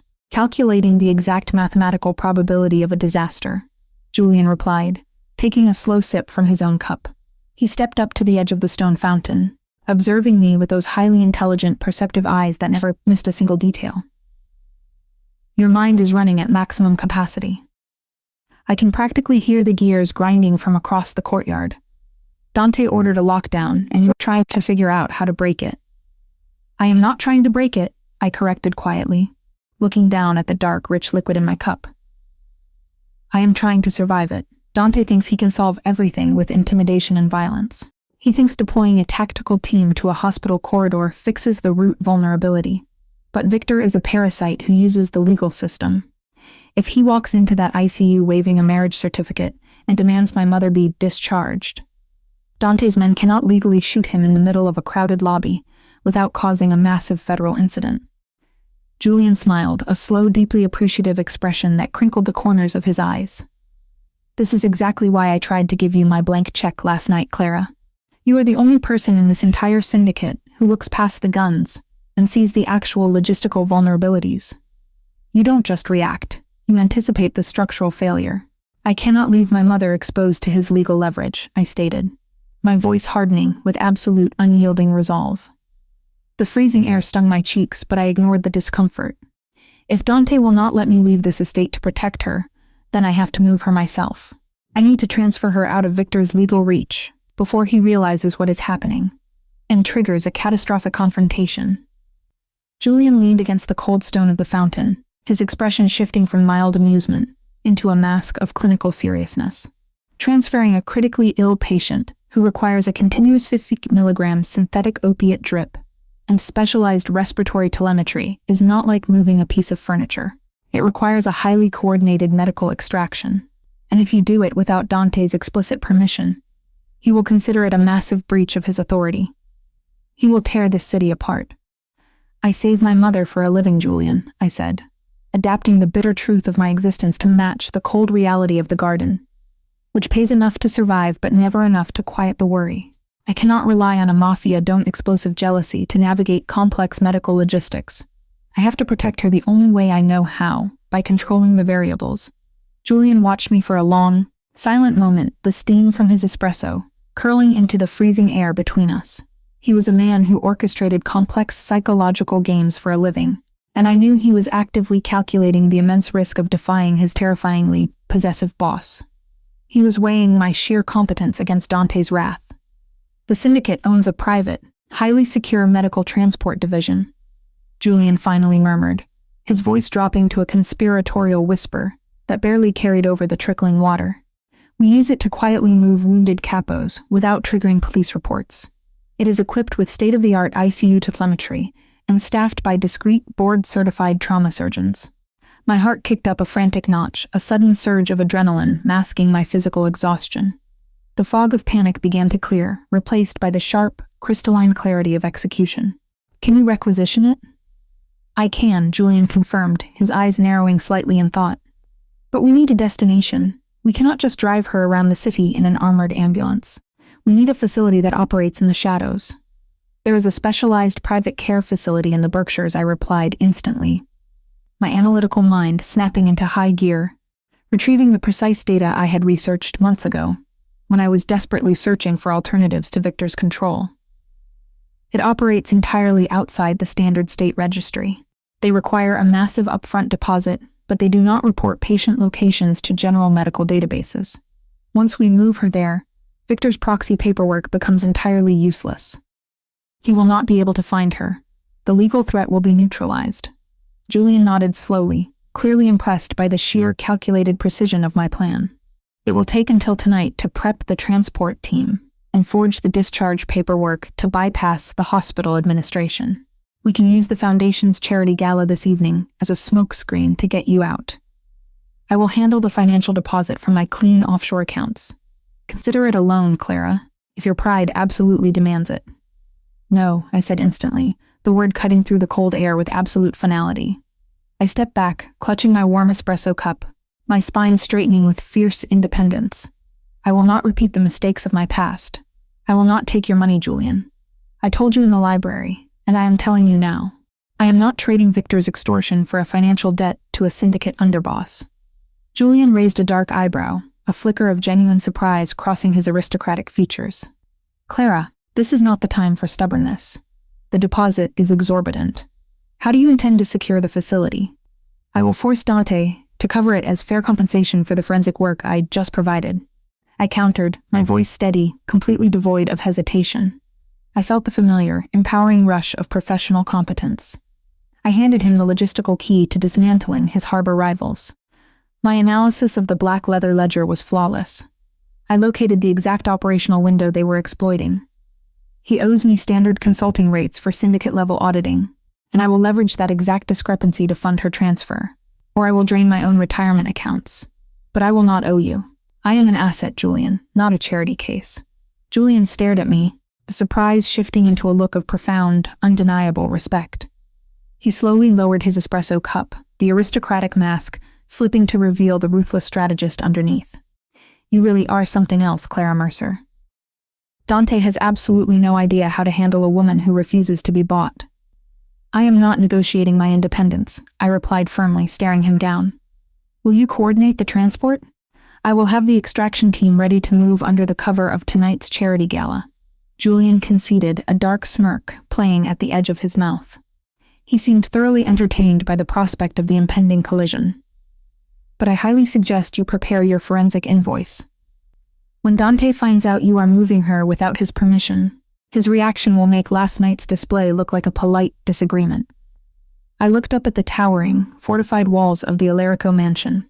Some stories didn't have neat endings. Some involved living daily in spaces between right and wrong, justice and compromise, love and complications. I was standing in the very heart of the criminal underworld, actively conspiring with a Mafia underboss to outmaneuver the deadliest kingpin in Boston, all to save the only family I had left. I will handle Mr. Alarico, I said, my voice completely steady despite the absolute terror coiled tightly in my stomach. I took another sip of the scalding espresso, letting the burn ground me in the present moment. Just get the transport ready. He turned and walked back toward the mansion, his bespoke coat sweeping behind him, leaving me alone in the cold, silent garden. I took a deep breath of the freezing air, bracing my spine against the crushing weight of the empire I was about to deliberately defy. I was no longer just surviving, I was operating. The Alarico estate was not merely a heavily fortified syndicate sanctuary. By late that evening, the sprawling property had miraculously transformed into the glittering epicenter of Boston's high society. The annual Alarico Foundation Charity Gala was a breathtaking masterclass in criminal misdirection and corporate theater. Hundreds of the city's wealthiest elites, ambitious politicians, and ruthless corporate titans flooded the grand ballroom, entirely oblivious to the fact that their generous philanthropic donations were actively laundering the very blood money Dante's men had secured during the violent harbor strike us the night before. I was supposed to be locked securely inside my opulent guest suite. I was supposed to be guarded by the terrifying mandate Dante had issued in the library after he smashed his own study to pieces. But Julian Sterling did not rise to the rank of underboss by blindly following the rules of a jealous king. He was a master tactician who saw the chaos of 300 arriving VIP guests not as a security risk, but as the perfect smokescreen. He had orchestrated my extraction from the guest wing with terrifying precision. A midnight blue silk gown had been delivered to my room through a compromised maid, complete with a forged catering credential that allowed me to bypass the internal security checkpoints. The dress was a calculated necessity, a sleek, minimalist armor that allowed me to vanish seamlessly into the sea of high-net-worth guests and flowing champagne. The silk clung to my skin like ice, a stark, physical reminder that I was actively trespassing in a world that could swallow me whole. Silas Thorne and the primary tactical guards were entirely occupied with perimeter defense.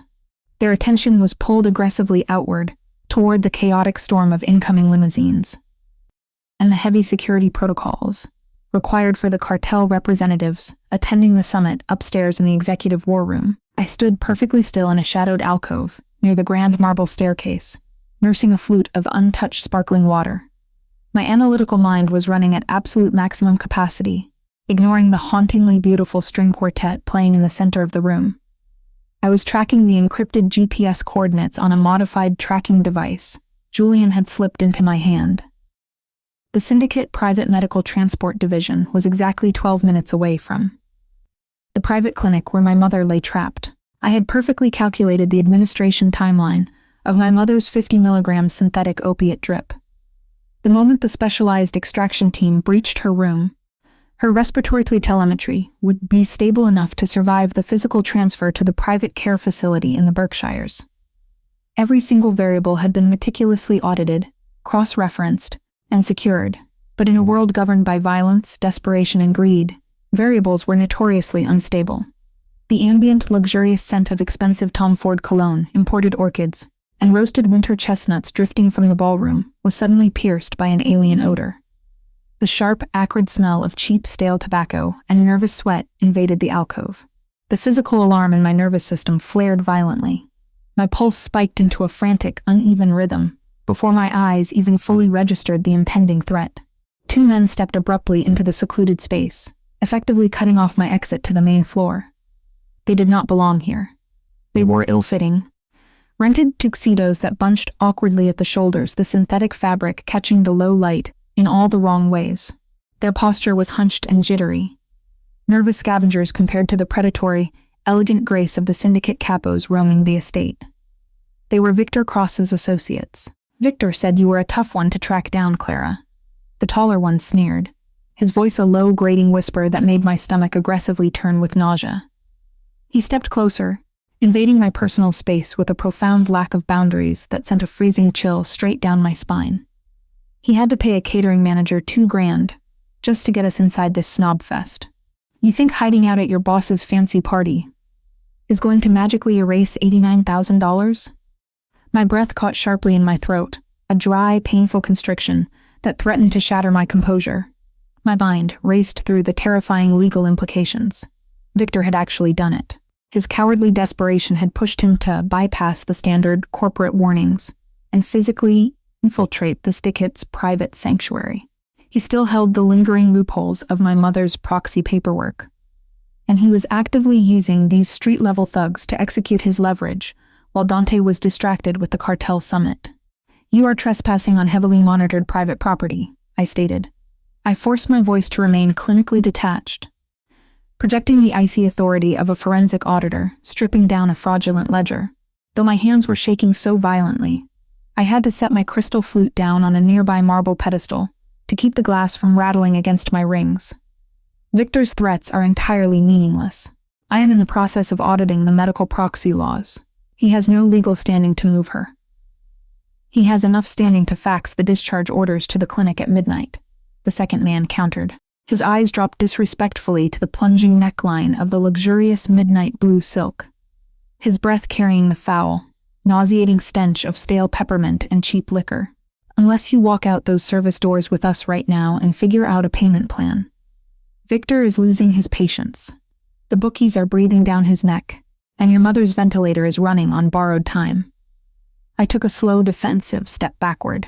My heel caught slightly on the thick embroidered edge of the Persian rug. The trap was perfectly laid.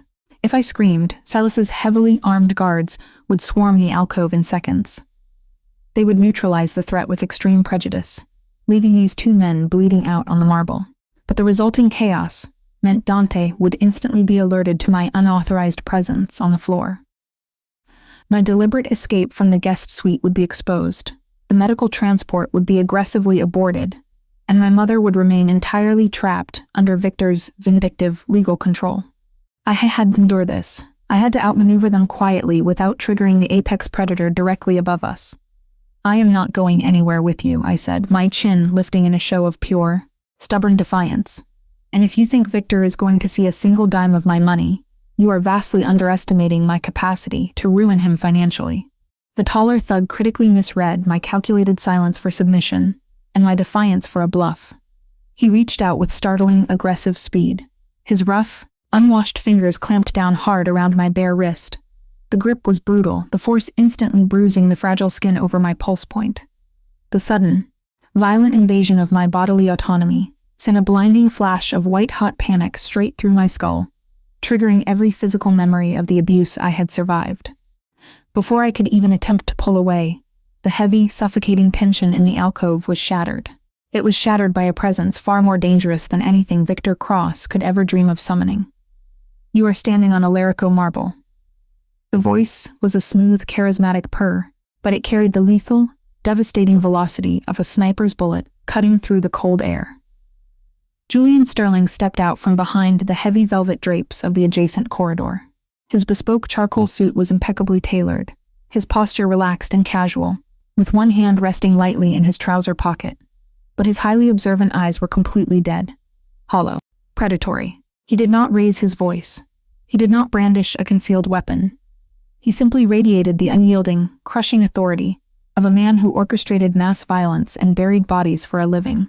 The thug gripping my wrist froze entirely. His eyes widened in sudden, primal terror as he instantly recognized the syndicate's notorious underboss. "Let go of her," Julian suggested mildly. It was the furthest thing from a request. It was a countdown to an execution. The man instantly released me, stumbling backward as if he had been physically burned by the contact. I cradled my aching wrist against my chest, my breathing ragged and shallow as I fought to keep my defensive shields intact. Julian closed the remaining distance with terrifying, fluid grace. He did not throw a wild punch. He did not lose his temper. He reached out, his elegant fingers wrapping firmly around the lapel of the taller man's rented tuxedo.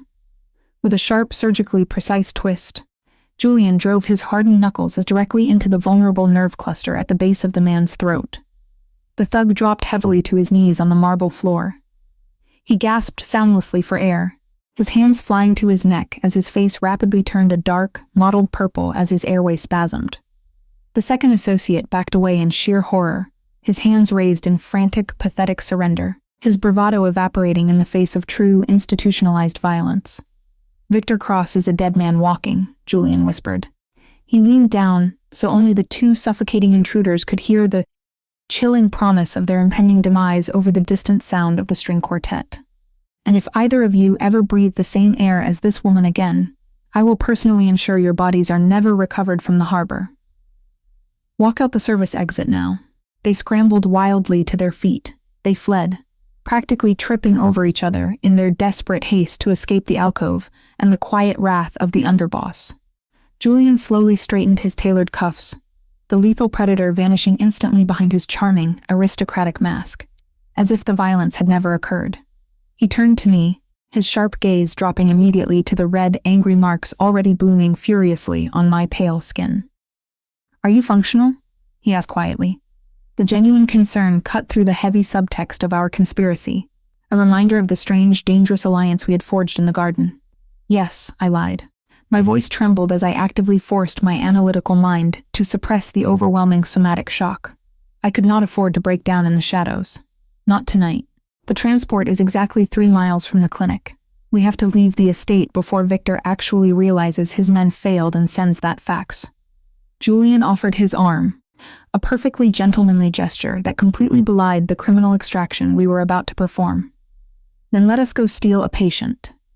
We moved swiftly and silently through the opulent corridors, bypassing the crowded grand foyer by utilizing the discreet staff exits Julian knew intimately.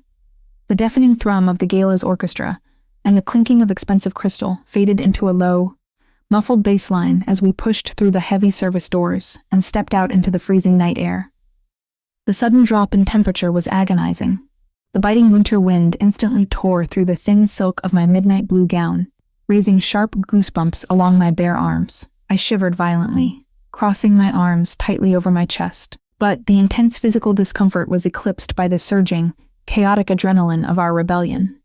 The private valet area was a chaotic swirl of arriving limousines and heavily armored sedans. Exhaust plumes rose like thick white smoke into the dark, starless sky. Julian did not wait for the overwhelmed attendants. His sleek, silver sports car was already idling near the far edge of the circular driveway, strategically positioned directly outside the primary camera angles. Silas had established for the perimeter defense grid. "Get in quickly," Julian instructed, placing a firm, guiding hand on the small of my back. The touch was entirely platonic, a mere logistical push to shield my shivering frame from the biting wind. But to the outside world, to anyone watching from the heights of the estate, it painted a devastating picture of deep, protective intimacy. I hurried toward the passenger side. Julian opened the low door for me, and the vehicle's dry, conditioned heat washed over my chilled skin. I slid into the low bucket seat, my hands immediately pulling up the encrypted tracking data on my device to monitor the ambulance's critical progress through the Boston traffic. The Berkshire's facility has confirmed the offshore deposit. Julian leaned down, resting his forearm casually on the roof of the car as he spoke quietly through the open doorway. I looked up at him, my grip tightening on the edge of the leather seat. The money. It was the crucial anchor of my independence. My money, Julian. You used the forensic invoice fee I extracted from Dante for finding the 3% discrepancy in his ledgers, correct?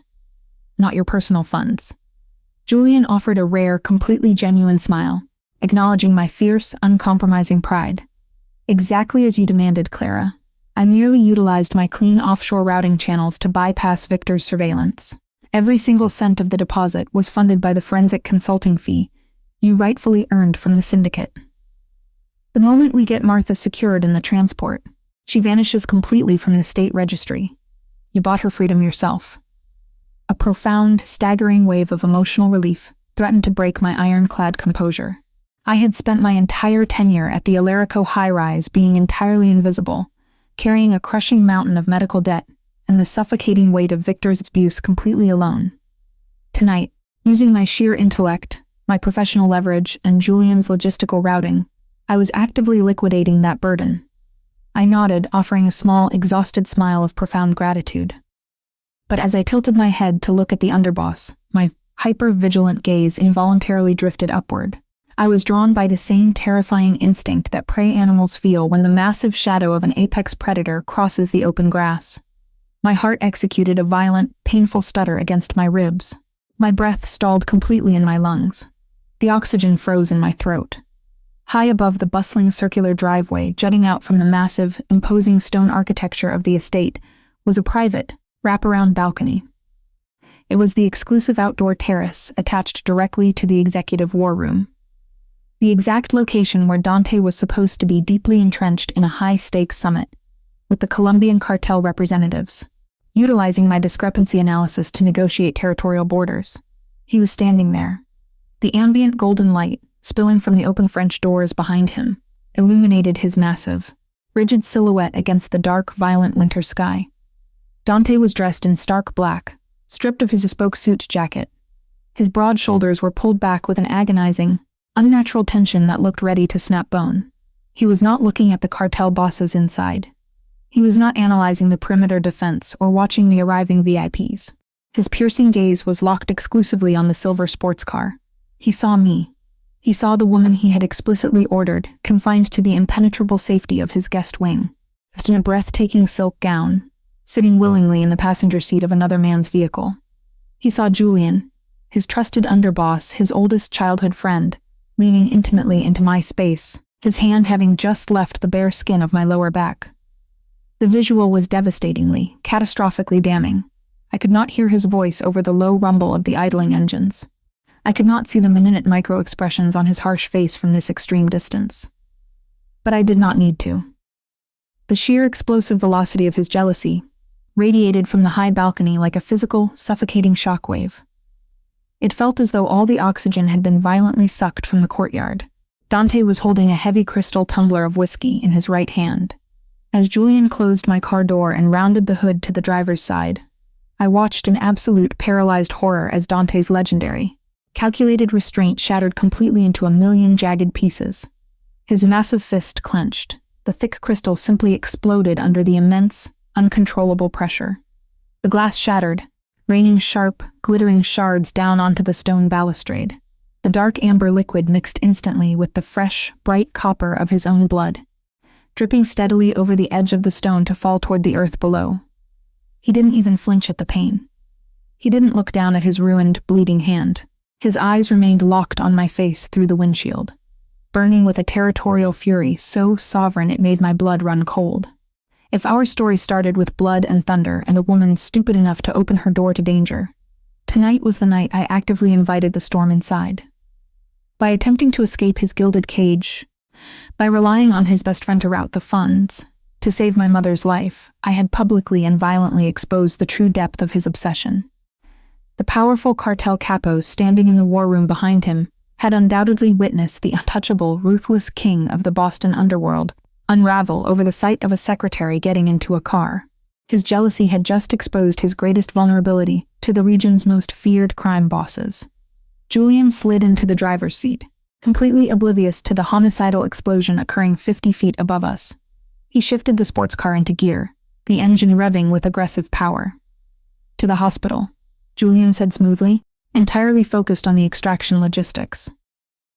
I could not tear my eyes away from the balcony, as the car accelerated sharply down the pristine gravel driveway, the G-force pressing me back into the heated leather. Dante turned slowly away from the stone railing.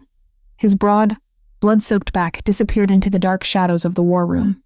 He was not going back to his meeting to negotiate. He was sensing. The formidable, untouchable power that I had relied on to protect me from the world was now actively, furiously hunting me. The terrifying reality settled heavily into my freezing bones as we sped toward the city limits.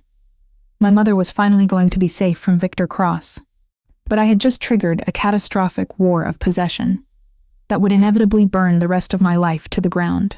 The interior of Julian's silver sports car was a masterpiece of aerodynamic engineering and bespoke luxury.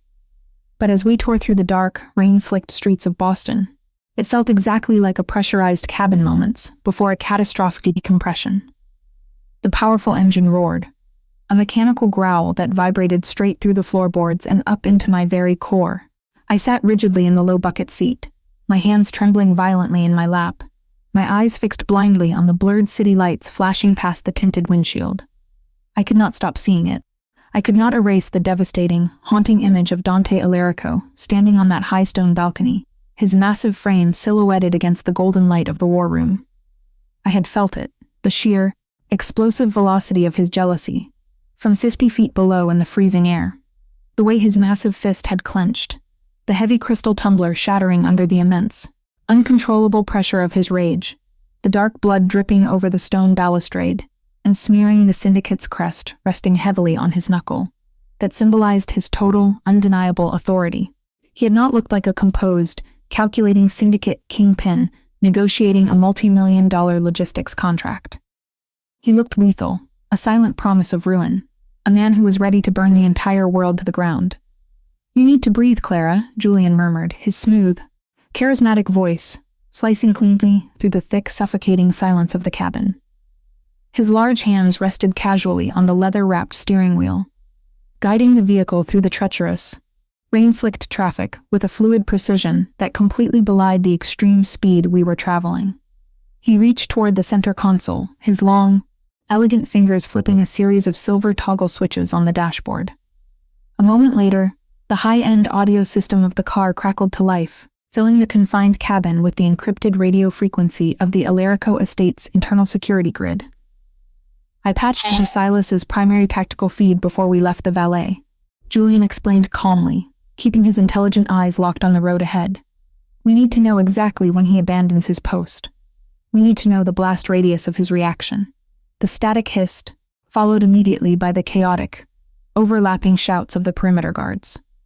The charity gala was still raging on the ground floor, but beneath the delicate notes of the string quartet playing in the background of the transmission, there was a sudden, violent disruption. "Boss," Silas's voice crackled through the speakers, a low, steady rumble of clinical professionalism that sounded unusually strained. The negotiation summit. He was cut off by a deafening, visceral crash that made me flinch violently in my seat. The heavy thud of a massive body hitting a stone architectural support echoed sharply over the open mic, followed by the distant, terrified screams of high society socialites scattering in sudden panic. "Where is she?" The guttural, vibrating hum of Dante's voice bled through the speakers. It was distorted by the radio frequency, but it contained a lethal, catastrophic promise of violence that paralyzed the air in my lungs. "Where did he take her, Silas?" I squeezed my eyes shut, my nails digging agonizingly into my palms. The untouchable king of the Boston underworld was publicly unraveling. He was breaking his own impenetrable composure in front of hundreds of VIP guests and international capos. "Clara is secured in the guest wing," Silas replied over the comms, maintaining his flat, operational tone despite what sounded like a desperate physical struggle against his boss. "I placed 2 men at her door. The perimeter is fully locked down. No one has breached the interior. She is not in the guest wing," Dante breathed. Even through the digital distortion, the overwhelming, crushing gravity of his presence was suffocating. I could almost smell the familiar scent of winter cedar and the sharp copper of his blood radiating through the speakers. I just watched my underboss drive her off my property in his silver sports car. While you were staring at the front gates, Julian walked directly into my house, dressed my secretary in midnight blue silk, and took her. There was a tense, agonizing second of static before a frantic voice crackled through the secondary channel. Guest wing detail report. The suite is empty, Silas. The locks weren't forced. She's gone. He used the blind spot near the service exit. Silas stated immediately, pivoting back into crisis management mode, the sound of his heavy tactical boots shifting echoing over the mic. Julian knows the camera sweeps. He positioned his vehicle exactly where the perimeter sensors overlap. It was a calculated departure. I do not care about the methodology, Dante commanded, his cadence shifting to a deadly, quiet frequency that made the ambient temperature in the sports car feel as though it had plummeted below zero. Track the vehicle. Pull every single GPS transponder in the city. Access the traffic grid. I want his exact coordinates right now. Dante, Silas interjected, stepping forward. The extreme gravity of the situation echoed in the rare use of his employer's first name. The international associates are sitting in the war room. If you abandon a high-stakes territorial summit to chase a subordinate over a woman, you expose a massive, critical vulnerability. They will see it as weakness. They will see her as your leverage. Women like her are targets, liabilities. Anyone in my position knows better than to give the world that kind of leverage. You are handing them the knife to cut your throat. A sickening silence stretched over the radio frequency. I held my breath, the reality of Silas's words striking me like a physical blow. I was a liability. I was a forensic accountant drowning in medical debt, dragging the brutal syndicate dynamics into my own desperate attempts to survive my ex-boyfriend's extortion. Let them see it. Dante whispered fiercely over the mic, the possessive, homicidal fury completely overriding his corporate logic. His jealousy had exposed everything. Let the cartel, let Victor Cross. Let the entire goddamn city see exactly what happens when someone touches what is mine. I will tear Boston apart, brick by brick. I will incinerate the shipping lanes. I will drown this entire syndicate in blood before I let Julian drive away with her. Get the armored SUV, Silas. Now. Julian reached out and sharply snapped the radio feed off. The sudden, profound silence in the cabin was almost more terrifying than the violent threats. I dragged in a sharp, ragged breath, the cold air burning the back of my dry throat. The clinging formal wear offered absolutely no protection against the visceral panic rippling through my central nervous system. I crossed my arms tightly over my chest, my bruised wrist throbbing a dull, persistent ache where Victor's thug had grabbed me earlier at the gala. He saw us, Julian, I whispered, my voice sounding incredibly small, stripped entirely of the clinical, professional detachment I usually wielded like a shield. You heard him. He is not going to just let this go. We didn't just sneak out of a party. We publicly humiliated the head of the Alarico syndicate in front of his international associates. He is going to declare war. I am fully aware of the political implications of my actions. The underboss replied, his tone remaining incredibly mild, though a dark, deeply intelligent intensity burned in his observant eyes. He navigated a sharp turn, the tires gripping the wet asphalt perfectly. Dante has likely abandoned the summit, alienated 3 major capos, and ordered Silas to track my transponder. His jealousy has completely overridden his tactical programming. Then why did you do it? I demanded, turning in the bucket seat to face him. The sheer, terrifying reality of our situation was crashing down on me in heavy, suffocating waves. Why orchestrate this massive evacuation? You could have just let me use Julian's blank check before Dante burned it in the library. You didn't have to physically drive me. You didn't have to deliberately stand in that alcove and let him see you touching me. You provoked him on purpose. Julian Sterling did not answer immediately. He kept his eyes locked on the dark road, the streetlights illuminating the sharp, aristocratic lines of his profile. He was Dante's oldest childhood friend, the trusted second-in-command who managed the intelligence network of a violent empire. He did not make impulsive decisions. Every single move he made was a calculated push on a chessboard only he could see. He was terrifyingly brilliant. A year of my life, a year of believing someone loved me, had been incinerated in front of 200 witnesses, I continued, my voice gaining a desperate, frantic edge, my fingers gripping the luxurious leather of the door handle. That was what Victor Cross did to me. He broke my reality slowly, using the legal system to bleed me dry. Just 48 hours ago, Victor's blackmail photo of the hospital entrance arrived on my phone. proving he could reach my mother if I didn't pay his $10,000 extortion demand. But Dante doesn't work slowly. He is an avalanche. If his jealousy exposed everything tonight, he is going to destroy the clinic, Victor, and anyone who tries to stop him from dragging me back to his gilded cage. He will not destroy the clinic, Julian finally said, his resonance settling into a dark, vibrating hum. He reached over, his long fingers adjusting the climate control, to flood the passenger side with intense, desperately needed heat. The warm air rushed over my shivering skin, a stark contrast to the freezing terror in my chest. Because by the time the armored SUV reaches the hospital, Martha Mercer will already be gone. She will be safely secured in the Syndicate Private Medical Transport Division, vanishing into the private care facility in the Berkshires. But he will find us, I insisted, my analytical mind instantly calculating the surveillance capabilities of the primary enforcer. Silas will track this car. I disabled the primary GPS transponder before we left the valet. The driver stated calmly, shifting gears as we sped onto the final stretch of the highway leading to the medical district. And I routed our encrypted signal to bounce off 3 dummy towers in South Boston. It will buy us approximately 20 minutes of total invisibility. More than enough time to execute the logistics transfer and get you out of his shadow. I stared at him, my heart hammering a chaotic rhythm against my ribs.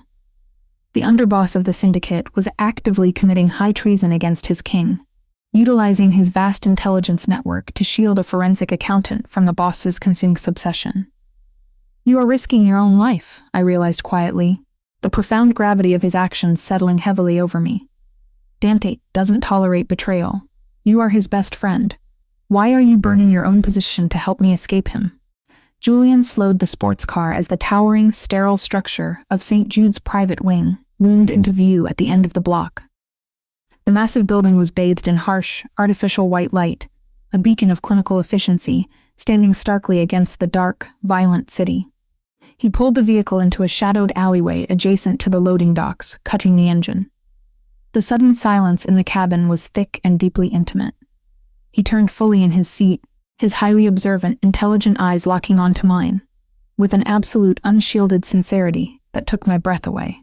Because my best friend is a monster who does not know how to love without suffocating the thing he desires, Julian said softly. His gaze dropped briefly to the angry red bruises blooming on my pale wrist. Marks like a necklace I never asked for, his jaw tightening with a fleeting echo of the violence he had displayed in the alcove. He saw your crushing financial anxiety, your exhaustion, the way you flinched at loud noises, and his first instinct was to lock you in a highly secure room and throw away the key. He thinks absolute protection requires complete possession, but in his desperate, overwhelming need to possess you, he terrifies you. The charismatic tactician reached out, his warm, elegant fingers gently resting over my trembling hands. The physical contact was grounding, lacking the heavy, overwhelming gravity of Dante's touch, but offering a deep, profound solidarity. You are the most brilliant, resilient woman I have ever met, Clara, Julian murmured, his voice a hushed confession in the dark cabin. You found a 3% discrepancy in the black leather ledger that took my best analysts 6 months to miss. You survived a coward's abuse. You navigated the inner sanctum of the most dangerous Mafia don in Massachusetts without losing your professional dignity. You do not belong in a gilded cage.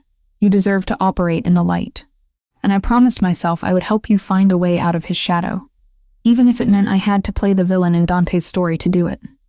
A tight, painful knot formed in my throat. I had been entirely invisible for 2 years, fighting a solitary, agonizing war against medical debt and psychological trauma. I had relied entirely on my intellect to survive, but sitting in the quiet warmth of Julian's silver sports car, listening to the syndicate's underboss validate my sheer competence and fiercely defend my independence, a profound sense of relief washed over my exhausted soul. I am not negotiating the terms of my surrender, I whispered, adapting the fierce mandate I had established in the library, when I planned to hand Dante my forensic invoice, my spine straightening with renewed resolve. I am just trying to save my mother, and we are going to do exactly that, Julian promised, a sharp, confident smile returning to his aristocratic features. He picked up the modified tracking device from the console. The digital screen displayed a pulsing green dot rapidly approaching the hospital's rear entrance. The Syndicate Private Medical Transport Division is pulling into the loading bay right now, My men are already moving to the ICU floor. It is time to go steal a patient. I nodded, the paralyzing terror finally giving way to the cold, clinical precision of a professional auditor executing a flawless operation. I reached for the door handle, pushing the low door open and stepping out into the freezing winter night. The sleek midnight blue silk billowed around my legs as the biting wind tore through the alleyway. Julian reached into the car, pulling out his heavy emerald velvet coat, and draped it firmly over my shivering shoulders. I pulled the luxurious fabric tight, wrapped in a new armor of fierce determination. We moved quickly through the service entrance, bypassing the main security desk entirely. Julian badged us through the reinforced fire doors using a cloned keycard, his movements silent and predatory. The stark, fluorescent lights of the hospital corridors washed over us, highlighting the sharp contrast between his bespoke evening wear and the sterile medical environment. As we reached the service elevator, my mind automatically shifted into logistical analysis. I had spent countless hours in this facility, memorizing the shift rotations of the nursing staff, calculating the financial drain of every single IV bag and oxygen monitor, while desperately compiling data to survive Victor's extortion. I knew the exact layout of the private medical wing. The night charge nurse does her rounds at exactly 2:15 in the morning, I stated, my voice steadying, stripping away the panic and replacing it with pure, unfiltered competence. If your transport operatives move in right now, they have a 7-minute window before the central station monitors register the disconnection of the primary telemetry. Julian glanced down at me, a flicker of genuine respect lighting up his dark eyes. My personnel are equipped to spoof the telemetry data to the nurse's station. We will loop the feed, buying us 15 minutes. No. I countered immediately, shaking my head. The secondary crash cart system is hardwired. If you loop the wireless telemetry, the hardwired vitals monitor in the wall unit will throw an asynchronous error code. I noticed it during the billing audit last month. The manufacturer's firmware has a bug. If the discrepancy exceeds 3% variance, the alarm sounds. Julian stopped walking, his hand hovering over the elevator call button. You audited the medical equipment firmware? I audited the service invoices, I corrected, my analytical mind firing on all cylinders. They were billed for 3 emergency tech calls last quarter, all of them logged at night, all of them citing asynchronous data errors. It happens when a patient is transferred to transport without properly clearing the wall unit's cache. If your men just spoof the wireless feed, the whole floor is going to light up like a beacon, and the hospital will trigger an automatic lockdown. The underboss actually smiled. A sharp, brilliant expression of pure predatory approval. He tapped his earpiece. Transport unit, hold your breach. We have a logistical update from the architect. He looked back at me. Tell them exactly what to do, Clara. I did not hesitate. The exhaustion and fear that had paralyzed me all evening evaporated, replaced by the electric, humming energy of professional control. I leaned closer to the secure mic on his lapel. Transport unit, this is Clara Mercer. Do not disconnect the primary IV pump until you have manually engaged the standby mode on the wall-mounted vital module. Sequence is mute, standby, then disconnect. If you pull the leads first, the hardwired system will flag a false crash. You have exactly 4 minutes before the floor nurse returns to the desk. Execute. Copy that, a gruff, professional voice crackled back through the earpiece. Executing standby sequence now.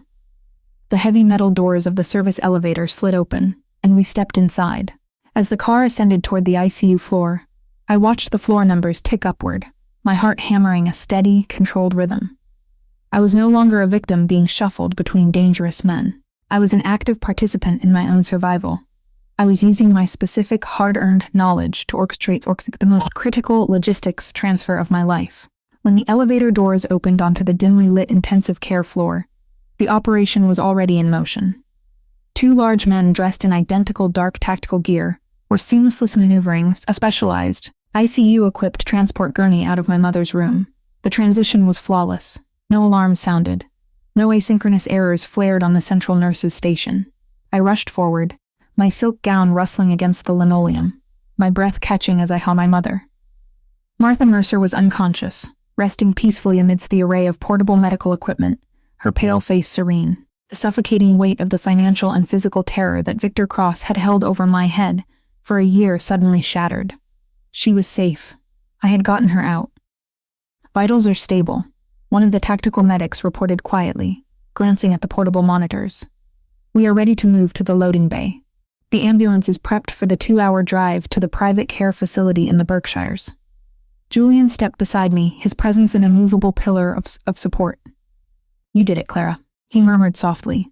"You saved her." I reached out, my trembling fingers gently brushing a stray lock of gray hair from my mother's forehead. A profound, overwhelming wave of relief washed through my chest, displacing the cold anxiety that had lived there for so long. For the first time in 18 months, the crushing medical debt and the constant, paralyzing fear of Victor's extortion were rendered completely obsolete. But even as the transport operatives wheeled the gurney toward the service elevator, the heavy, vibrating hum of my cell phone shattered the quiet triumph of the moment. I pulled the device from the concealed pocket of the silk gown, my blood turning instantly to ice. The screen illuminated the dark hallway, displaying a single terrifying notification. A text message from Dante Alarico. "I am tracking the pulse of the city, Clara. And I am coming for what is mine." I stared at the glowing screen, the sheer, undeniable gravities of his mesmerization settling back onto my shoulders like a familiar, suffocating blanket. The Mafia boss had not been slowed down by Julian's encrypted diversions. The apex predator was already hunting, tearing through the rain-slick streets with a homicidal fury that would burn everything in its path. I pocketed the phone, my jaw clenching as I turned back to the underboss. I was no longer just a terrified secretary fleeing from a violently jealous boss. I was a hyper-competent survivor, and I was finally taking control of my own destiny. "He knows," I said quietly, the copper taste of fear and adrenaline sharp on my tongue. "Dante is coming." Julian's eyes hardened, his charismatic demeanor vanishing instantly beneath the cold, calculated exterior of the syndicate's second-in-command. He drew his weapon from a shoulder holster, racking the slide with a sharp, metallic clack that echoed loudly in the sterile hallway. "Then we do not have 20 minutes, Julian stated, his voice devoid of all warmth. "Move the gurney now." We sprinted toward the elevator, the heavy doors closing just as the distant, terrifying sound of shattered glass echoed from the lobby below. The absolute sanctuary I had sought was collapsing around me, replaced by the terrifying reality of a war I had just ignited. He was here. The service elevator plummeted toward the ground floor, the mechanical whir of the heavy steel cables whining loudly in the cramped, claustrophobic shaft. I pressed my spine flat against the cold metal wall, my lungs struggling to pull sufficient oxygen through the suffocating tension that had gripped my entire body. The descent felt endless, a vertical free-fall into the criminal underworld I had spent my entire life avoiding. Every jolt of the elevator car sent a fresh spike of adrenaline straight into my marrow. The smell of antiseptic and old grease mixed in the confined space, a nauseating combination that threatened to push me into full somatic shock. The portable telemetry monitor attached to my mother's gurney beeped in a steady, synthetic rhythm. An Balboa's line of life amidst the total, catastrophic chaos I had just unleashed. Beside the gurney, Julian Sterling stood like a statue carved from pure, lethal intent. His charismatic, easygoing mask had entirely dissolved, replaced by the cold, calculating focus of a syndicate underboss, preparing for an imminent, violent collision. His shoulders were square, his breathing meticulously controlled. I realized then that Julian hadn't just prepared a car. He had prepared for a war. He knew Dante's psychological triggers better than anyone, and he had deliberately struck the match. The heavy pistol in his hand caught the harsh fluorescent light, a stark, physical reminder that my intellectual maneuvering had finally breached the threshold of open war. I wasn't just a forensic accountant anymore. I was a massive liability in a very deadly game. When the elevator doors slid apart, the transition was violently jarring. We were immediately hit by the freezing, damp air of the hospital's subterranean loading bay, thick with the smell of diesel exhaust and wet concrete. Puddles of oily water reflected the harsh overhead halogens, warping the light into sickly yellow shapes.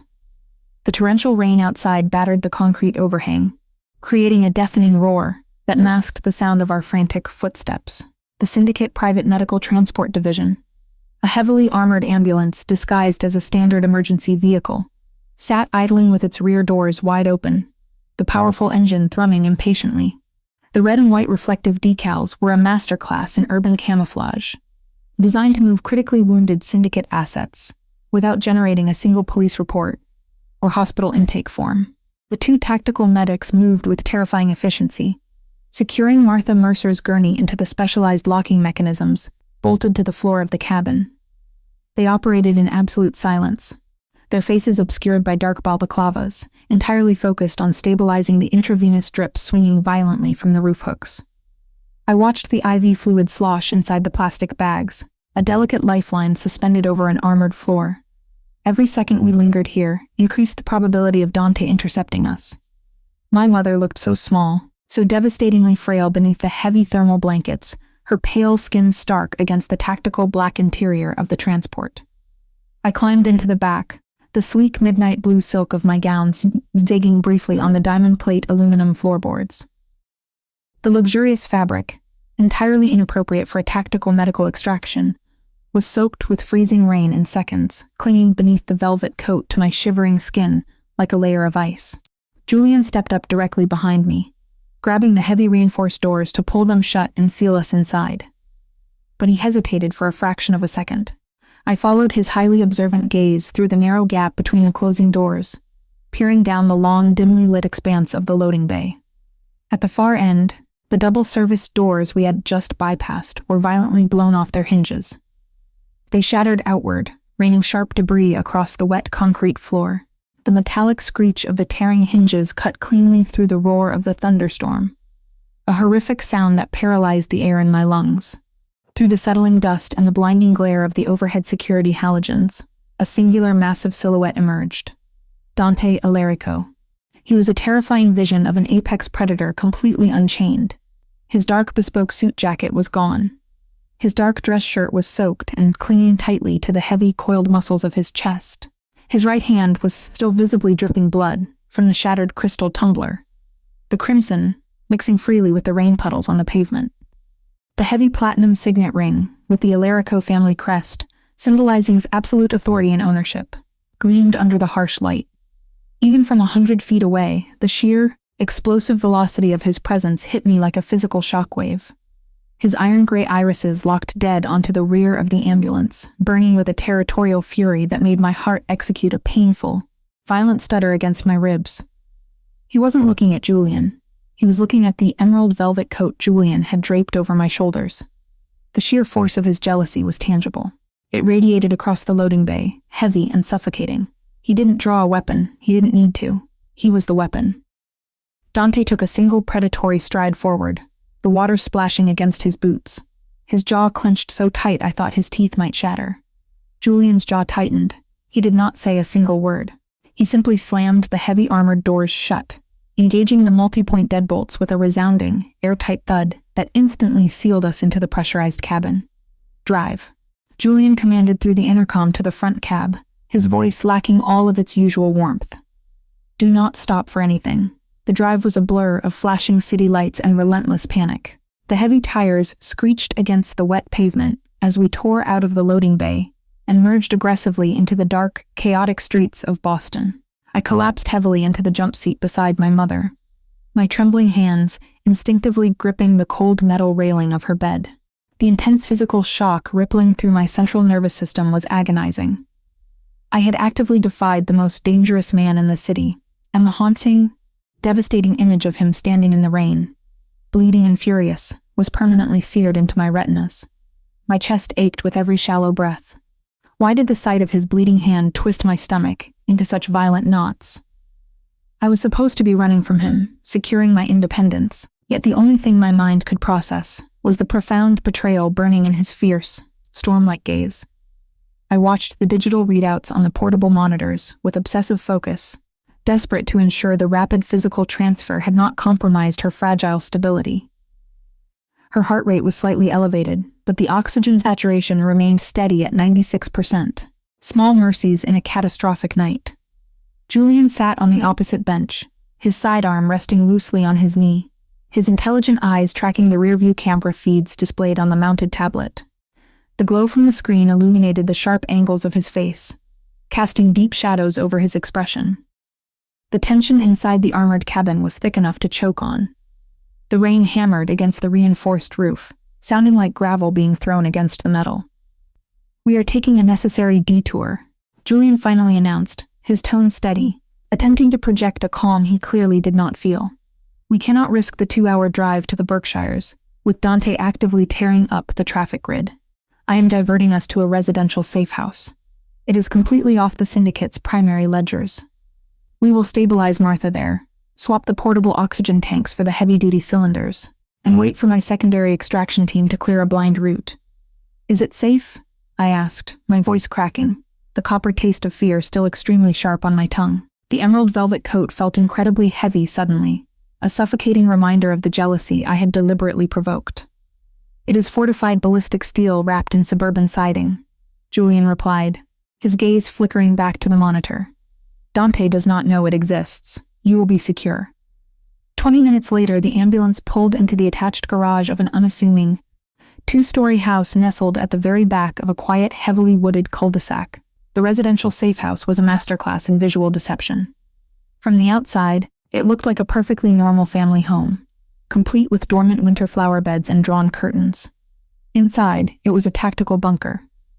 The walls were reinforced with thick steel plating, the windows were bullet-resistant polymer, and the air smelled faintly of gun oil and filtered ozone. There were no family photos, no knickknacks, just the cold, sterile efficiency of a place designed solely to keep people alive, when the world outside wanted them dead. The contrast between the mundane suburban exterior and the lethal interior made my skin crawl. The medics swiftly transferred my mother into a ground-floor bedroom that had been converted into a sterile triage center. They immediately began hooking her telemetry, leads to the heavier stationary power supplies. I stood in the doorway, my arms wrapped tightly around my waist, shivering violently in the damp midnight blue silk gown beneath the velvet coat. The absolute silence of the house was deeply unnerving, a stark contrast to the violent storm raging outside. It felt like a tomb, or a gilded cage. Julian walked into the living room, shedding his wet bespoke peacoat. He moved to the small kitchenette, pouring a glass of water and bringing it to me. Drink? He ordered gently, his observant eyes scanning my pale, exhausted face. You are in physical shock, Clara. Your breathing is entirely too shallow. We have bought ourselves a few hours. Let the medics do their job. I took the glass with trembling fingers, but before the water could even touch my lips, the entire foundation of the house shuddered. It was not thunder. It was a massive, concentrated kinetic impact. Julian spun toward the front entrance, instantly dropping his charismatic mask. His heavy pistol was up and leveled directly at the door in a fraction of a second. The heavy, reinforced steel core of the front door groaned in loud protest. A second impact hit, louder, more violent, carrying the unmistakable, terrifying force of a specialized breaching ram. My glass slipped from my freezing fingers, shattering into 1,000 jagged pieces on the hardwood floor, as the illusion of absolute sanctuary evaporated instantly. Step behind me, Julian snarled, his voice dropping into a lethal operational command register. I backed away, my spine hitting the hallway wall, my lungs completely forgetting how to draw air. The third impact tore the heavy door completely out of its reinforced frame. The wood and steel buckled horribly, the deadbolt snapping like dry twigs as the door crashed inward, letting the violent winter storm howl freely into the quiet living room. Dante Alarico stormed the safe house. He did not bring an army. He did not bring Silas Thorne or a tactical team. The king of the Boston underworld had come completely alone, driven by a primal consuming obsession that had thoroughly overridden his logical restraint. He was a terrifying, breathtaking force of nature. Rain poured heavily from his dark hair, his broad chest heaving beneath the soaked fabric of his ruined shirt. Blood from his right hand smeared across the white doorframe as he stepped inside, his heavy boots crunching loudly over the splintered wood. His commanding gray eyes bypassed Julian entirely, locking onto me with a possessive, territorial fury that consumed all the oxygen in the room. The scent of the storm, his dark cedar cologne, and fresh copper flooded the sterile air of the bunker. Dante, stand down, Julian warned, his voice calm but incredibly tense, the barrel of his sidearm aimed squarely at his oldest friend's chest. You are crossing a line you cannot uncross. She is terrified of you. Dante didn't even look at the weapon. He didn't flinch at the imminent threat of lethal force. He took a slow, highly deliberate step forward, the sheer gravitational pull of his massive frame suffocating the space between us. You think a piece of ballistic steel and a secret ledger can hide what is mine? Dante's voice was a dark, vibrating hum that rattled my bones. You think you can wrap her in your coat, Put her in your car and drive her out of my city? As he spoke, my heightened awareness caught a bright, blinking green light on the tactical radio harnessed to his chest. The encryption module, the small black device that scrambled syndicate communications, had been violently ripped off, exposing the raw wiring. In his homicidal rage to find me, Dante had destroyed the secure relay. Every single word he was speaking was currently being broadcasted over an open, unencrypted communication line, bouncing off the local civilian towers. Mr. Alarico, please, I whispered, stepping out slightly from behind Julian, my analytical mind demanding I try to de-escalate the explosive situation before someone was killed. Julian was only trying to protect my mother from Victor. I had to secure her extraction. Dante's gaze snapped to mine, the raw, unfiltered agony of his jealousy finally bleeding through his impenetrable mask. Protect her from Victor? I erased Victor. The moment I saw that coward's extortion email, I bought his debts.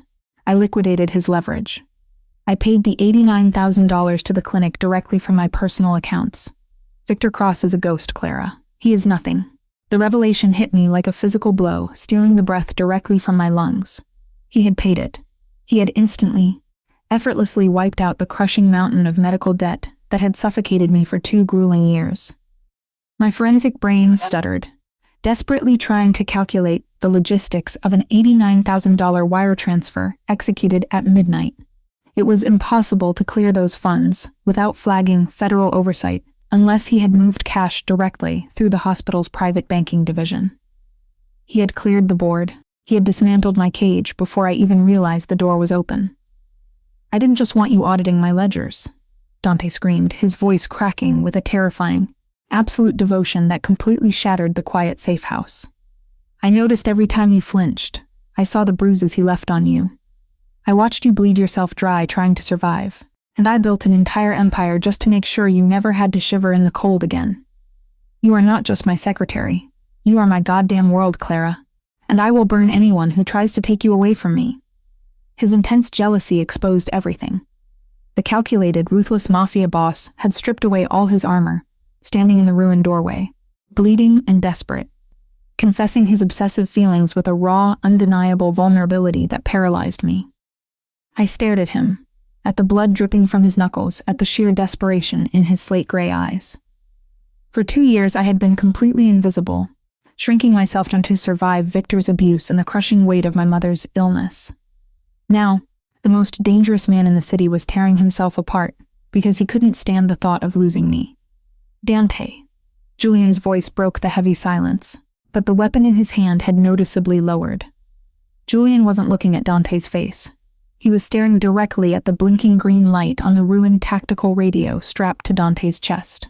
Your comms. The encryption module is gone. Dante blinked, the homicidal fog in his eyes clearing just enough to process Julian's words. He looked down at the exposed wiring. The green light pulsed steadily, broadcasting his absolute devotion into the stormy night.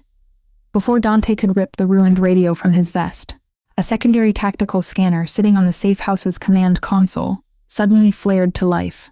The automated encryption protocols must have been scanning the local area for unauthorized transmission spikes. It wasn't Dante's voice coming through the tinny speaker.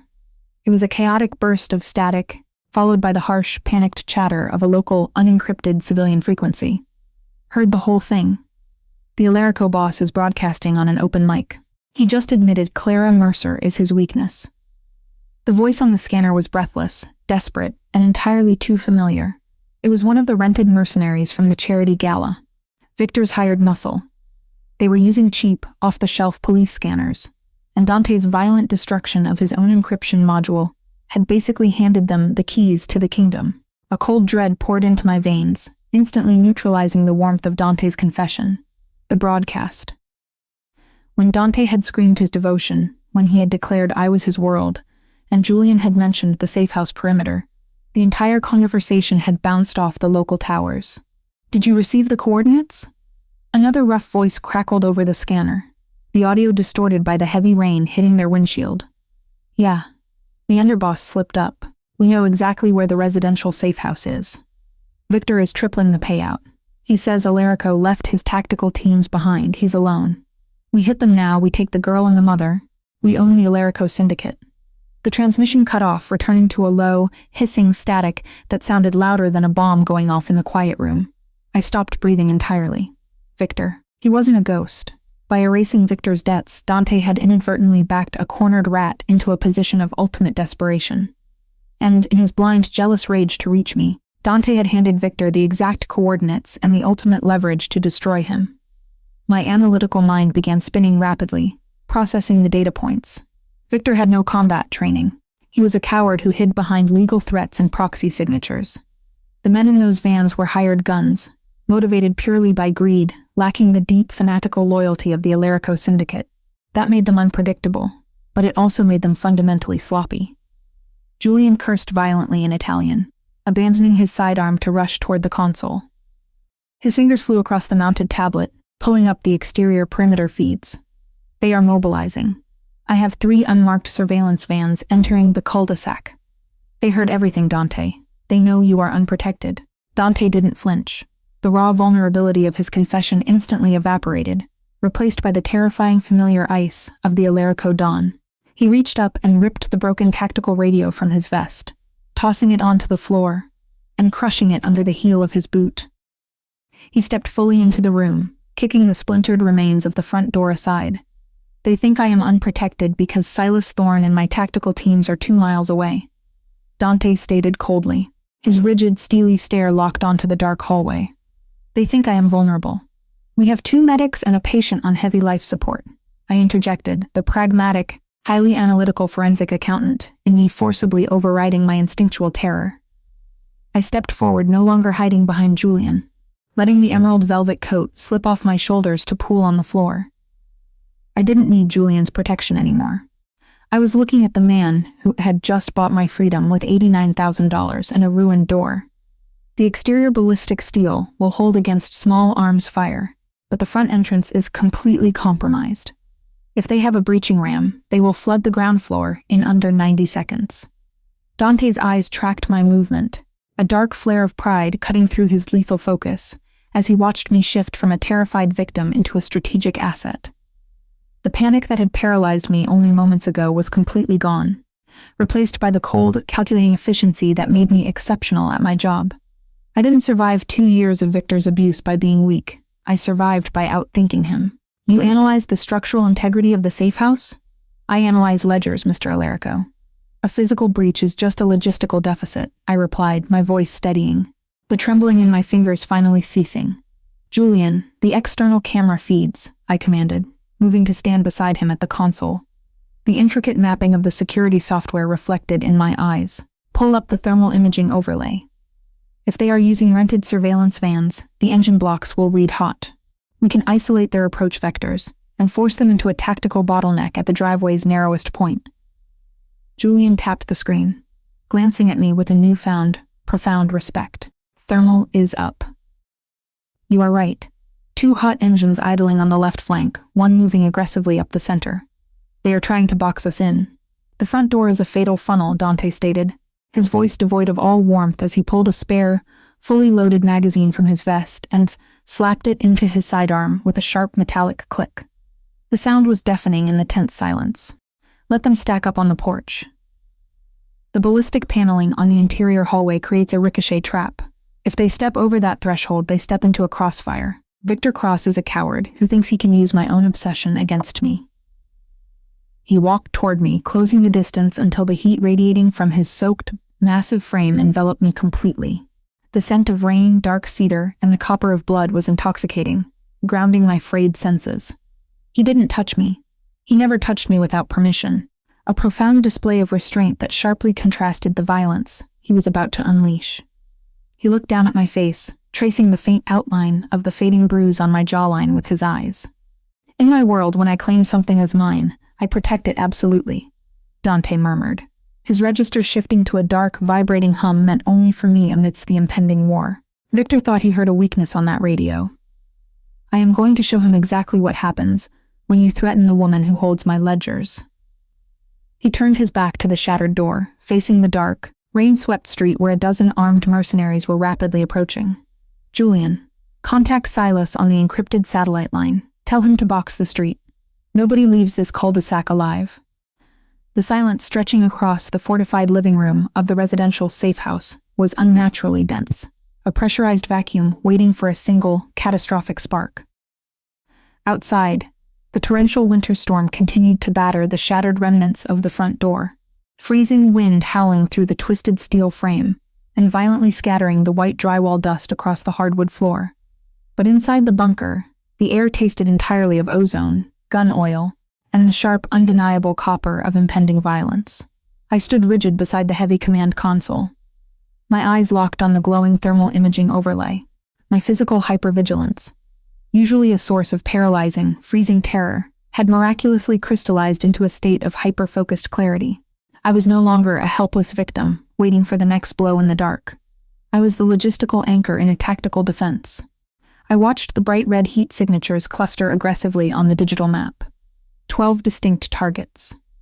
They were moving without any semblance of military precision, their spacing entirely too tight, driven blindly by the reckless greed Victor Cross had ignited in them. 3 advancing up the concrete steps, I announced, my voice slicing cleanly through the heavy, suffocating silence. I kept my tone completely devoid of panic, channeling the exact same clinical detachment I used when auditing the syndicate's complex offshore routing numbers. They are attempting to breach simultaneously. 2 more are flanking the shattered doorframe, hugging the exterior brickwork to avoid the sightlines. Dante did not look back at me. He stood perfectly still in the center of the hallway, his massive, rain-soaked frame forming an impenetrable physical barrier between the compromised entrance and the sterile triage room where my mother lay hooked to her fragile telemetry. He held his heavy sidearm with a relaxed, lethal proficiency, his sharp, predatory eyes scanning the dark threshold. Julian Sterling mirrored him on the opposite side of the fatal funnel, utilizing the reinforced corner of the kitchen wall for cover. His bespoke charcoal suit was ruined with water and dust, but his charismatic, easygoing composure had been completely replaced by the cold, calculating executioner of the Alarico Empire. "Wait for the threshold cross," Dante ordered, his voice a low, guttural vibration that carried effortlessly over the roaring storm. "Let them commit." The first mercenary stepped aggressively through the splintered doorway, a heavy assault rifle raised, blinded by the driving rain and the fatal assumption of an unprotected target. He didn't even have the time to register the ricochet trap they had stepped into. Dante fired. The sound in the enclosed, ballistic steel-lined space was absolutely deafening. A physical concussive wave that violently punched the air directly from my lungs. The mercenary dropped instantly, neutralized before his finger could even flinch against the trigger. The brutal, instantaneous violence broke the fragile psychological dam of the attackers. Complete chaos erupted. Automatic gunfire tore blindly into the safe house, the high-velocity bullets striking the reinforced interior walls with terrifying metallic screeches. The ballistic paneling Julian had installed held flawlessly, absorbing and redirecting the massive kinetic energy exactly as designed. Sparks showered the hardwood floor, illuminating the dark hallway in brief, violent flashes of strobe light. The acrid smell of cordite instantly overpowered the familiar scent of winter cedar, burning my nostrils and stinging my eyes with its chemical harshness. I dropped to a tight crouch behind the solid steel-reinforced desk supporting the command console, my fingers flying rapidly across the touchscreen to adjust the external camera angles as the porch lights were shot out one by one. The digital thermal feed was my only window into the escalating war, the glowing red blobs shifting frantically as the mercenaries realized they were entirely outmatched by the 2 syndicate veterans. "They are pulling back to the porch pillars," I shouted over the deafening roar of sustained gunfire, my analytical mind automatically calculating their compromised lines of sight based on the architectural blueprints Julian had displayed. "Julian, you have a blind spot on your left flank. One target is trying to angle a shot through the shattered side window." Julian didn't question my logistics. He trusted the forensic accountant's spatial calculation implicitly, treating my data as absolute gospel. He pivoted smoothly, firing 2 suppressed shots directly through the drywall into the specified trajectory. A heavy thud sounded from the porch outside as the bright heat signature on my screen abruptly vanished into the dark. "Good call, Clara?" Julian yelled back, smoothly ejecting a spent magazine and slapping a fresh one home with a sharp, metallic clack. But the mercenaries were desperate. Victor's promise of a massive, Syndicate-level payout had pushed them past the point of rational self-preservation. 2 more men threw themselves recklessly through the ruined doorway, laying down a wild, suppressive spray of bullets that forced Dante to step back slightly. The sheer volume of incoming fire was tearing the decorative drywall to shreds, filling the air with a thick, choking cloud of white gypsum dust that coated my elegant formal dress in a ghostly layer. Dante moved with a predatory, terrifying grace that completely defied his massive size. He was a force of nature, coldly and systematically dismantling the threat with surgical precision. But as he eliminated the targets pushing the hallway, I saw a new, highly coordinated cluster of red heat signatures appearing at the bottom edge of the digital screen. "Silas," I breathed, my heart hammering a frantic, triumphant rhythm against my ribs. The encrypted satellite message had finally reached the primary enforcer. Silas Thorne and the Alarico tactical teams had arrived at the entrance of the cul-de-sac. The tactical map showed their heat signatures fanning out with flawless, terrifying military precision, instantly boxing the mercenary vans into a lethal, inescapable crossfire. The heavy, rhythmic thud of suppressed tactical rifles began to echo clearly from the street, entirely different from the chaotic, undisciplined spray of the mercenaries. The hunters had officially become the hunted. "Silas is closing the net," I called out, frantically wiping a thick layer of white drywall dust from my eyes. "The perimeter is fully secured. The remaining targets on the porch are abandoning the breach and retreating toward their vehicles." "They are not leaving," Dante growled, his slate-gray eyes burning with an unyielding, homicidal fury. He stepped forward, advancing directly into the kill zone of the ruined doorway to ensure total liquidation. He was abandoning his cover, driven by the absolute, consuming need to permanently erase the men who had dared to threaten his territory and his people. It was a calculated risk for a man who believed himself completely invincible, but variables in a firefight were notoriously, dangerously unstable. My eyes darted back to the thermal screen just as a lone, isolated heat signature flared brightly on the far right edge of the display. It was a mercenary who had bypassed the fatal funnel of the front porch entirely, scaling the low wooden trellis on the side of the house during the initial chaos. He was currently positioned directly outside the narrow ballistic glass window of the ground floor triage room. The window was bullet-resistant polymer, but it was absolutely not rated to withstand sustained, concentrated automatic fire from point-blank range. And directly behind that window was Martha Mercer, lying entirely helpless on a gurney, connected to a fragile labyrinth of life-saving telemetry. "Dante, the triage room window!" I screamed, the clinical detachment instantly shattering, replaced by a raw, primal terror that tore violently from my throat. The mercenary outside raised his heavy weapon, the dark barrel pressing directly against the thick polymer glass. The first burst of automatic fire spider-webbed the window instantly, the structural integrity failing under the concentrated kinetic impact, with a loud, sickening crack. I didn't calculate the physical risk to my own fragile body. The fierce, unyielding instinct of a daughter who had sacrificed everything, enduring Victor's abuse, carrying $89,000 in crushing debt, and infiltrating a Mafia empire, just to keep her mother breathing completely overrode my survival programming. I scrambled out from behind the heavy console, throwing myself across the open hallway directly toward the triage room doors. I was completely exposed. I was moving right into the trajectory of the failing glass. Dante's head snapped toward the sound of the shattering window, and my desperate, terrified scream. The apex predator, who had been completely focused on executing his enemies on the porch, realized the catastrophic vulnerability unfolding behind him. He didn't yell. He didn't hesitate. Dante Alarico threw his massive muscular frame across the hallway, intercepting my path with a violent, overwhelming physical force. He didn't just push me out of the way. He engulfed me entirely, wrapping his broad, powerful arms around my shoulders and twisting his torso in midair to place his back squarely between my fragile frame and the failing window. The ballistic glass suddenly gave way with a deafening, catastrophic crash, a shower of jagged, glittering shards raining into the triage room just as the mercenary fired blindly through the breach. I felt the violent, physical shudder rock Dante's massive body. A sharp, sickening grunt escaped his lips, a terrible sound of compressed air and sudden, profound physical trauma. The engraved silver-white band scraped harshly against the floorboards as we crashed hard onto the hardwood, his immense weight driving every ounce of breath from my lungs. For a single agonizing second, the world narrowed entirely to the terrifying heat of his body pressing me into the floor.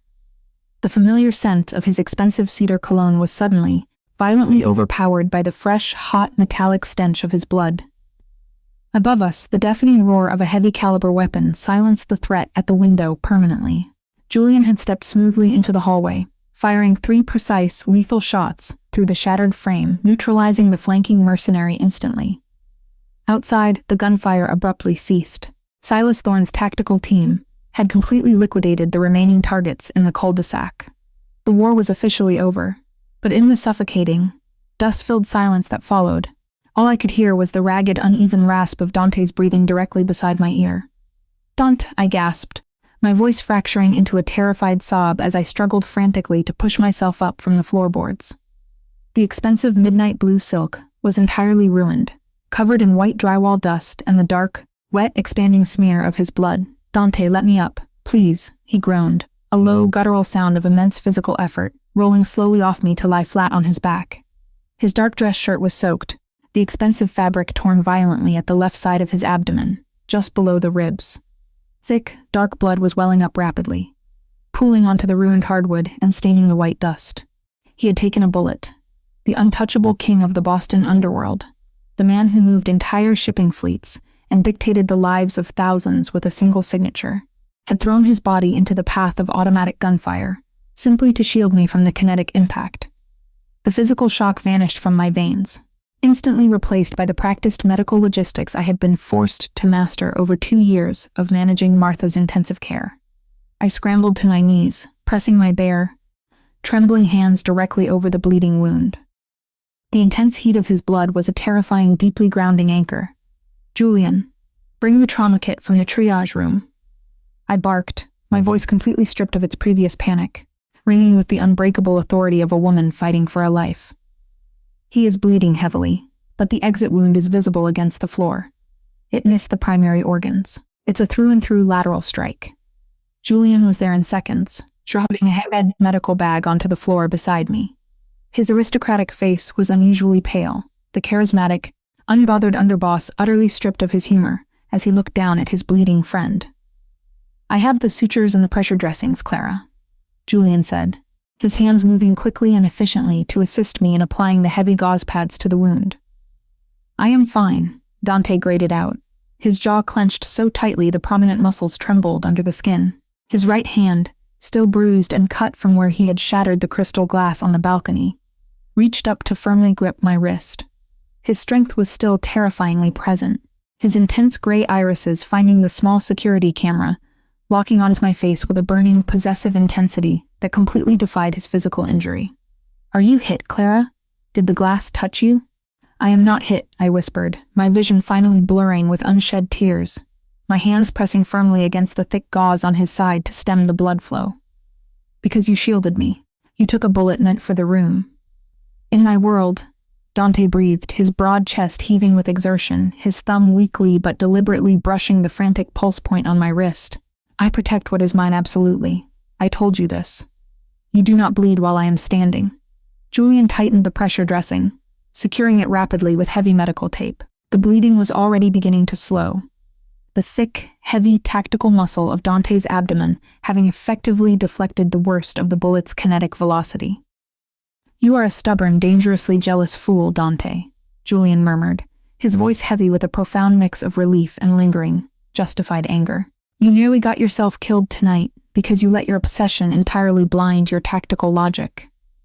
Dante's eyes shifted slowly from me to his underboss, the lethal, cold authority returning to his gaze despite the heavy blood loss.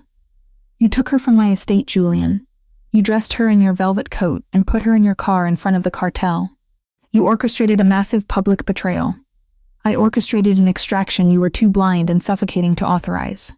Julian fired back, refusing to back down, the deep, complex history of their childhood friendship fueling his defiance. He sat back on his heels, the ruined drywall dust clinging to his expensive bespoke trousers. "Look at her, Dante. Really look at the woman holding your encrypted ledgers.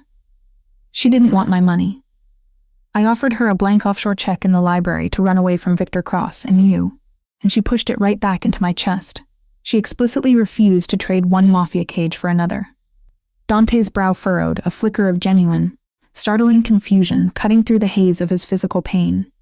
He looked back at me, his gaze intensely searching my exhausted by tear-streaked face for the truth.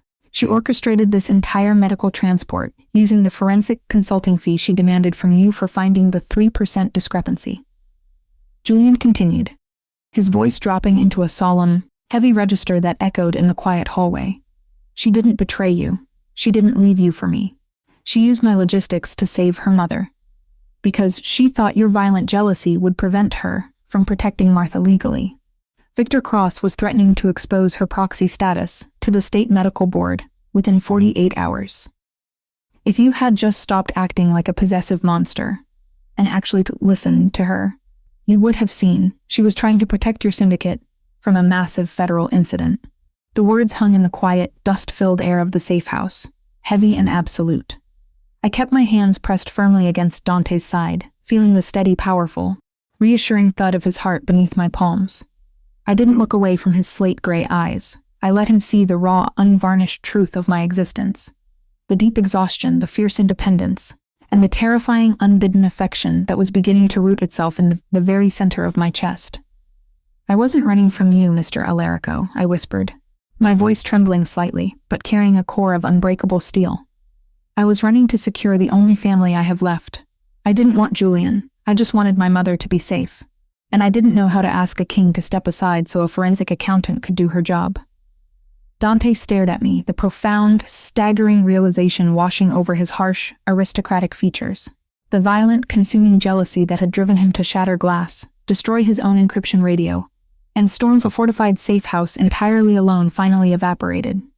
In its place was a deep, quiet, overwhelming awe. He saw me, not as a fragile secretary to be locked away in a gilded cage for her own protection, but as a highly efficient survivor who had actively engineered her own salvation. He let his head fall back against the hardwood floor, a harsh, humorless laugh escaping his lips, morphing quickly into a wince of pain.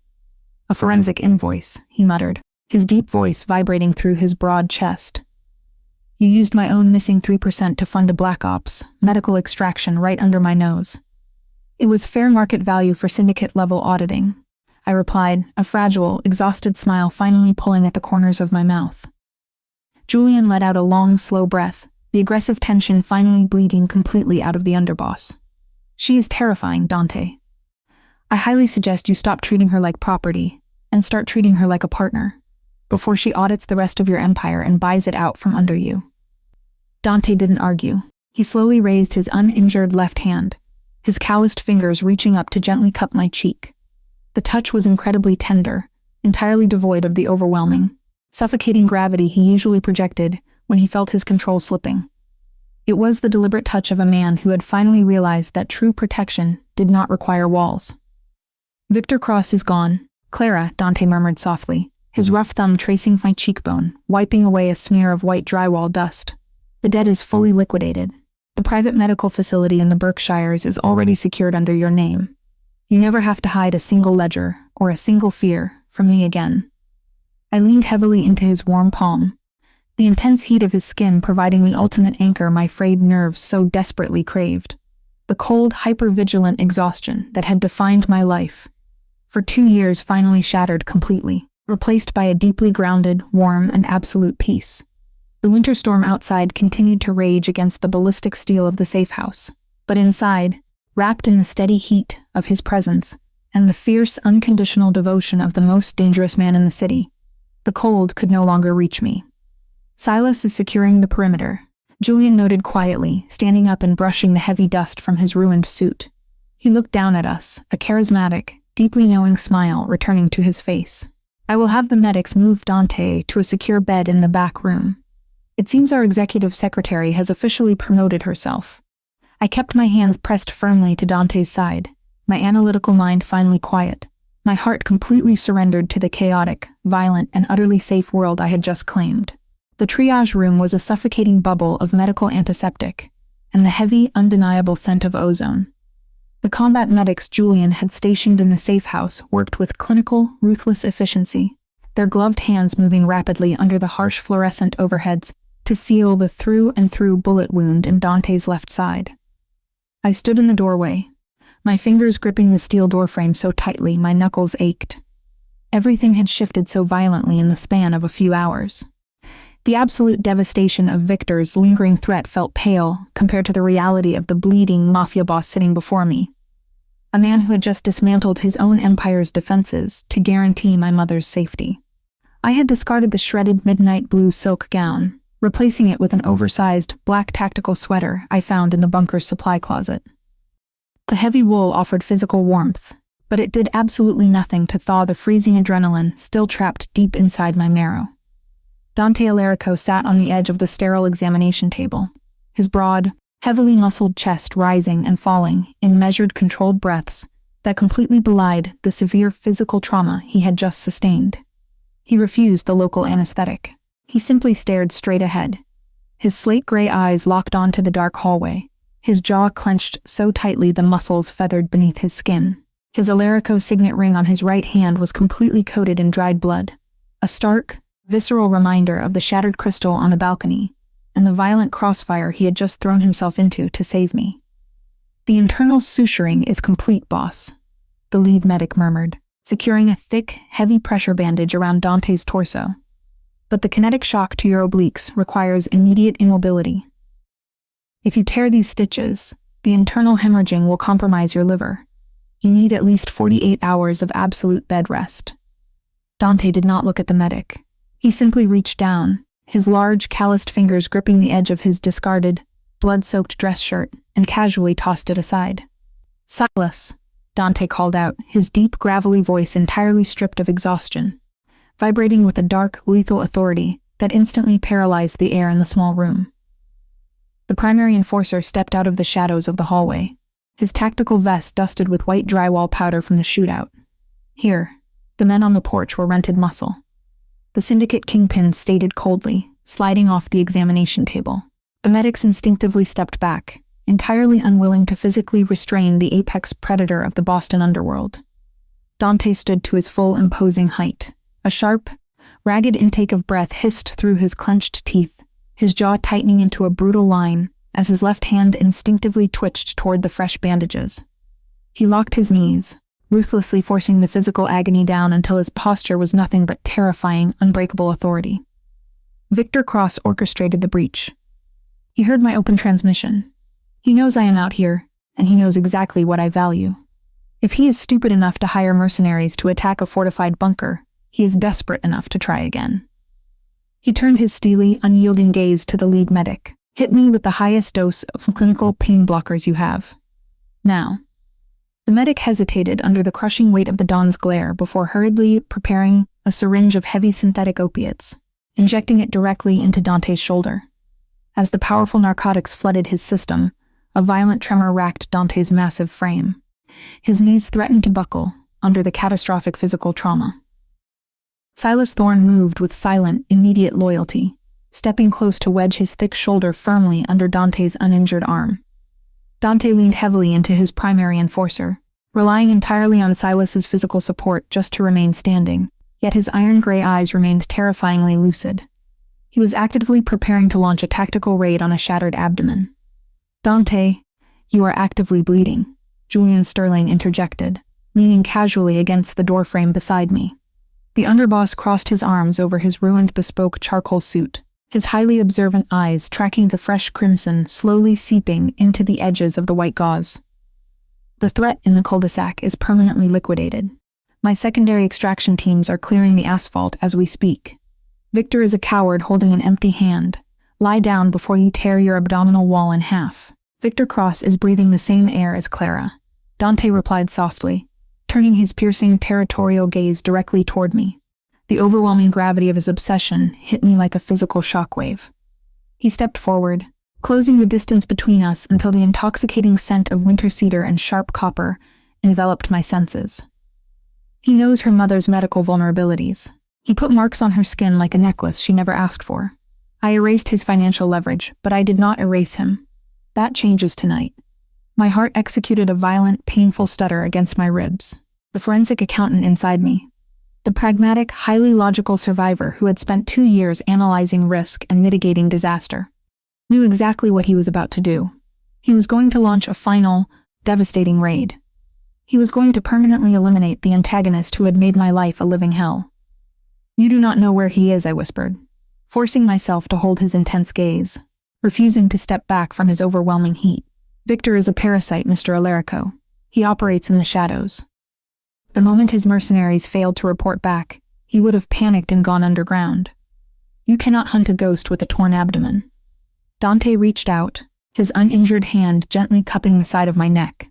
His thumb brushed a steady, grounding rhythm against my racing pulse point. "Then you are going to find him for me, Clara. You found the missing 3% in my encrypted logistics ledgers. You orchestrated a flawless medical extraction from a heavily monitored ICU. Find the rat." I stared up at him, the heavy, unspoken weight of his absolute trust settling directly over my shoulders. He was not ordering me to step aside. He was not locking me in a safe room while he fought the war. He was handing me the strategic reins of his empire, validating my sheer intellectual competence as the ultimate weapon in his arsenal. I turned away from his touch, the adrenaline in my veins instantly shifting from somatic terror into a cold, hyper-focused operational clarity. I walked swiftly into the ruined living room, stepping over the shattered remnants of the ballistic glass, and took my seat at the safe house's command console.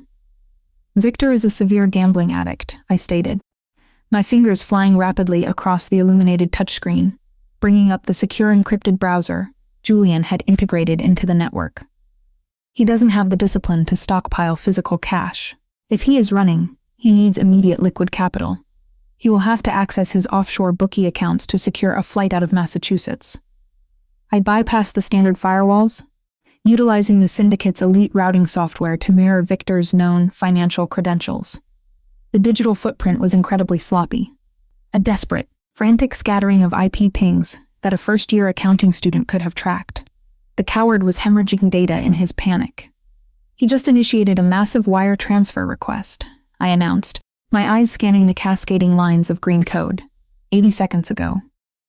"He is trying to pull $50,000 from a heavily leveraged account linked to the Andrangheta sports betting rings. But the routing protocol requires a static IP verification for sums over 10,000. "Where is the ping originating from?" Silas asked, stepping up to the edge of the desk, his massive frame radiating lethal readiness as he checked the magazine of his heavy tactical rifle. I cross-referenced the IP address with the Boston Municipal Zoning Grid, the geographical overlay instantly locking onto a specific, isolated coordinate.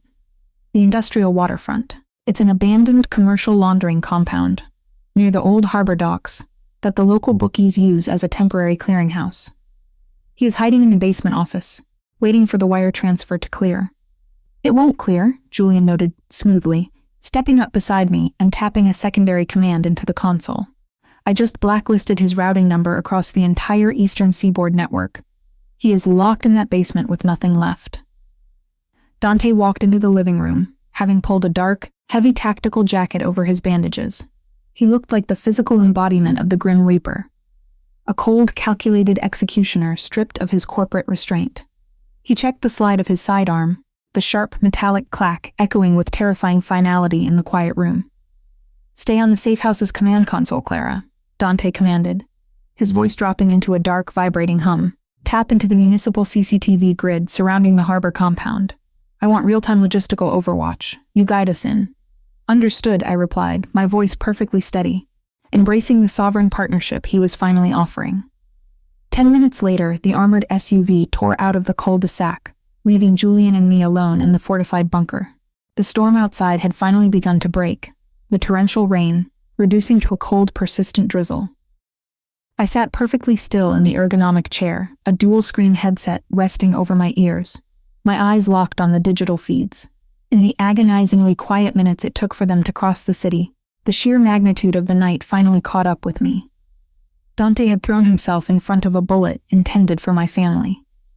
The most ruthless man in the Boston underworld had bled for my mother, exposing his own vulnerability to guarantee my freedom. He wasn't just offering me safety. He was tearing down the bars of my gilded cage with his bare, bloodied hands. I took a deep, shuddering breath, locking the overwhelming surge of devotion away into a neat, secure mental compartment. There would be time to process his sacrifice later. Right now, he needed my eyes. I successfully hacked into the outdated security mainframe of the abandoned laundering compound. The grainy black and white night vision camera feeds flooded my left monitor, revealing the decaying, concrete architecture of the warehouse. I have visual on the perimeter. I spoke clearly into the secure microphone, my forensic mind mapping the spatial logistics of the compound. Silas? There are 2 armed lookouts smoking near the primary loading dock on the east elevation. Dante, the basement stairwell is clear.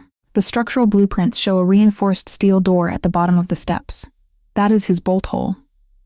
Copy that, Dante's voice crackled through my earpiece, low and perfectly calm, devoid of the chaotic jealousy that had driven him earlier in the evening. He was back in his element. He was the apex predator executing a flawless hunt. Through the camera feed, I watched the violent poetry of the Alarico Syndicate unfold. Silas Thorne moved like a massive, lethal shadow, neutralizing the 2 lookouts on the loading dock with suppressed, surgical precision before they could even drop their cigarettes. The perimeter was secured in exactly 14 seconds. On the secondary camera, I saw Silas temporarily brace Dante against the exterior brickwork, allowing the syndicate boss a crucial second to let the heavy synthetic opiates fully mask the catastrophic pain of his torn abdomen. Dante gave a sharp, definitive nod, pushing away from his enforcer's support. He entered the main warehouse floor. Despite the severe trauma to his abdominal wall, he moved with a fluid, terrifying grace, his sidearm raised, his icy stare scanning the dark, cavernous space. He bypassed the rusting industrial washing machines, moving directly toward the narrow concrete stairwell I had identified. He is behind the steel door. Dante, I whispered over the comms, my heart hammering a steady, controlled rhythm. The thermal imaging shows a single heat signature pacing frantically in the center of the room. I have it, Dante murmured. I switched the feed to the internal camera mounted in the corner of the basement office. The image flickered, illuminating Victor Cross. The man who had terrorized me, who had manipulated my mother's illness to bleed me dry, looked pathetic. He was sweating profusely, his cheap suit wrinkled and stained, aggressively hitting the keys of a cracked laptop as he desperately tried to force the blocked wire transfer through the syndicate's firewall. The heavy steel door of the office did not just open. It was violently kicked off its rusting hinges, the metal screaming in protest as it slammed into the concrete wall. Through the camera feed, I saw Dante's broad shoulders momentarily seize. A brutal, visceral flinch tore through his posture as the kinetic shock ripped at his sutures, a flash of pure physical agony tightening his jaw, but he didn't stop. He pushed through the pain with terrifying, inhuman resolve. Victor jumped violently, knocking the laptop onto the floor. He spun around, his eyes widening in sheer primal horror as Dante Alarico stepped into the small, claustrophobic room. Dante did not rush, he did not yell. He walked slowly toward the center of the office, the sheer gravitational pull of his presence suffocating the ambient air. His tactical jacket hung open, revealing the thick white bandages wrapped tightly around his torso. A stark visual confirmation of the extreme violence he was willing to endure. Every step he took must have been agonizing, a brutal test of endurance against the tearing of his own flesh, but his face remained a flawless, terrifying mask of lethal intent. Alarico, Victor stammered, scrambling backward until his spine hit the damp concrete wall. He raised his hands in a frantic, pathetic gesture of surrender. Wait. Listen to me. The men at the safe house. That was a misunderstanding. Bookies forced my hand. I didn't want to hurt Clara. I just needed the money to clear my debts. Dante stopped exactly 3 feet away from the cowering man. The Mafia boss looked down at Victor with an expression of such profound, icy disgust it made the hair on the back of my neck stand up, even through the digital monitor. You do not speak her name. Dante's voice vibrated through the audio feed, a lethal, guttural command that stripped Victor of his last shred of humanity. You do not breathe the same air she breathes. You thought you could use her mother as a bargaining chip. You thought you could hide behind legal proxies and extortion emails to threaten what belongs absolutely to me. I'll sign the proxy away, Victor begged, his voice cracking into a high, hysterical pitch, tears of genuine terror streaming down his face. I'll transfer the guardianship right now. You can have her. Just let me walk out of here. The absolute silence that followed was heavier than a physical blow.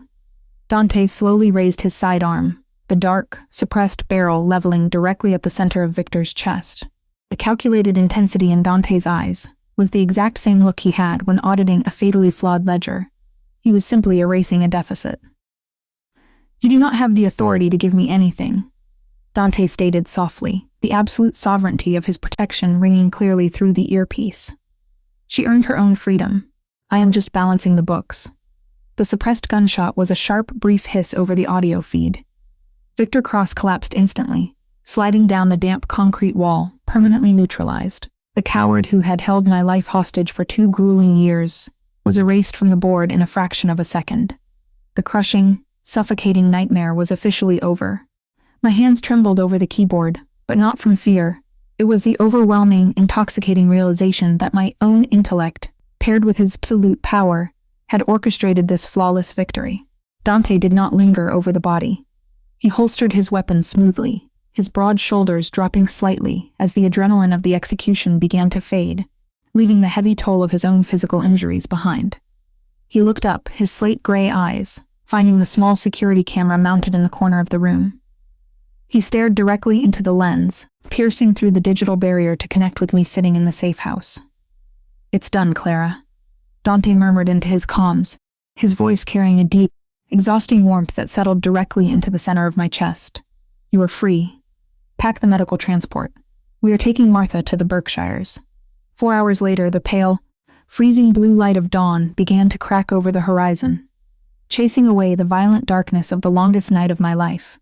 Julian's residential safe house had been thoroughly sterilized by the secondary cleanup crews. The shattered front door was temporarily boarded with heavy steel plating, and the white drywall dust was swept away. The Syndicate Private Medical Transport Division idled quietly in the attached garage, the heavy diesel engine humming a low, reassuring rhythm. Dante had returned from the harbor compound looking utterly drained, his face pale and drawn, fresh blood slowly seeping through the edges of his abdominal bandages. His heavy tactical jacket was stained dark with his own blood, the sharp metallic scent of copper mingling with his signature winter cedar. Yet, he vehemently refused the medic's desperate pleas to transport him to the Syndicate's underground surgical ward. He had stubbornly positioned himself in the passenger seat of the armored medical transport, insisted that he would personally oversee the final leg of our journey. I sat in the back of the spacious, ICU-equipped cabin, the heavy tactical sweater providing a cocoon of much-needed warmth. Martha Mercer lay peacefully on the stabilized gurney beside me, her telemetry leads perfectly synchronized with the heavy-duty stationary monitors bolted to the aluminum walls. Her heart rate was steady, her oxygen saturation flawless. Silas Thorne climbed into the driver's seat, pulling the heavy door shut with an airtight thud. The massive enforcer glanced at me through the reinforced plexiglass partition, offering a brief, deeply respectful nod, an acknowledgement that I had completely transcended the role of executive secretary. I had orchestrated a war, directed a tactical raid, and claimed my place beside the dawn. The ambulance pulled smoothly out of the cul-de-sac, merging onto the empty frost-covered highway leading west. The 2-hour drive was incredibly quiet, characterized by the gentle hum of the tires against the wet asphalt and the rhythmic, synthetic beeping of my mother's heart monitor. I stared out the tinted rear windows, watching the dense, suffocating concrete architecture of Boston slowly give way to the sprawling, snow-dusted pine forests of the Massachusetts countryside. The transition of geography mirrored the profound, structural shift in my own psychology. I was leaving behind the cold, hyper-vigilant exhaustion of the city. The crippling debt, the constant fear of Victor's shadow, the desperate need to remain invisible. I had spent 2 years hiding behind an oversized coat and a fake smile, terrified of making a single mistake. Now, I was riding in the back of an armored vault, flanked by the deadliest men on the East Coast, my mother's life finally secured by the very power that had once terrified me. We were climbing higher into the mountains, entering a world of absolute, untouchable security. When the transport finally turned onto a private winding access road, the private care facility in the Berkshires came into view. It did not look like a hospital. It resembled a sprawling, ultra-luxurious alpine resort, constructed from heavy timber, natural stone, and massive panels of insulated, mirrored glass reflecting the pale morning light. It was surrounded by an impenetrable perimeter of wrought iron fencing, and discreet, heavily armed private security personnel monitoring the main gates. This was the sanctuary Julian had secured using the forensic invoice I had demanded. This was the fortress where patients with massive, syndicate-level funding vanished from the public registry, shielded from state boards, legal proxies, and the harsh realities of the standard healthcare system. The ambulance pulled directly into a heated, subterranean receiving bay.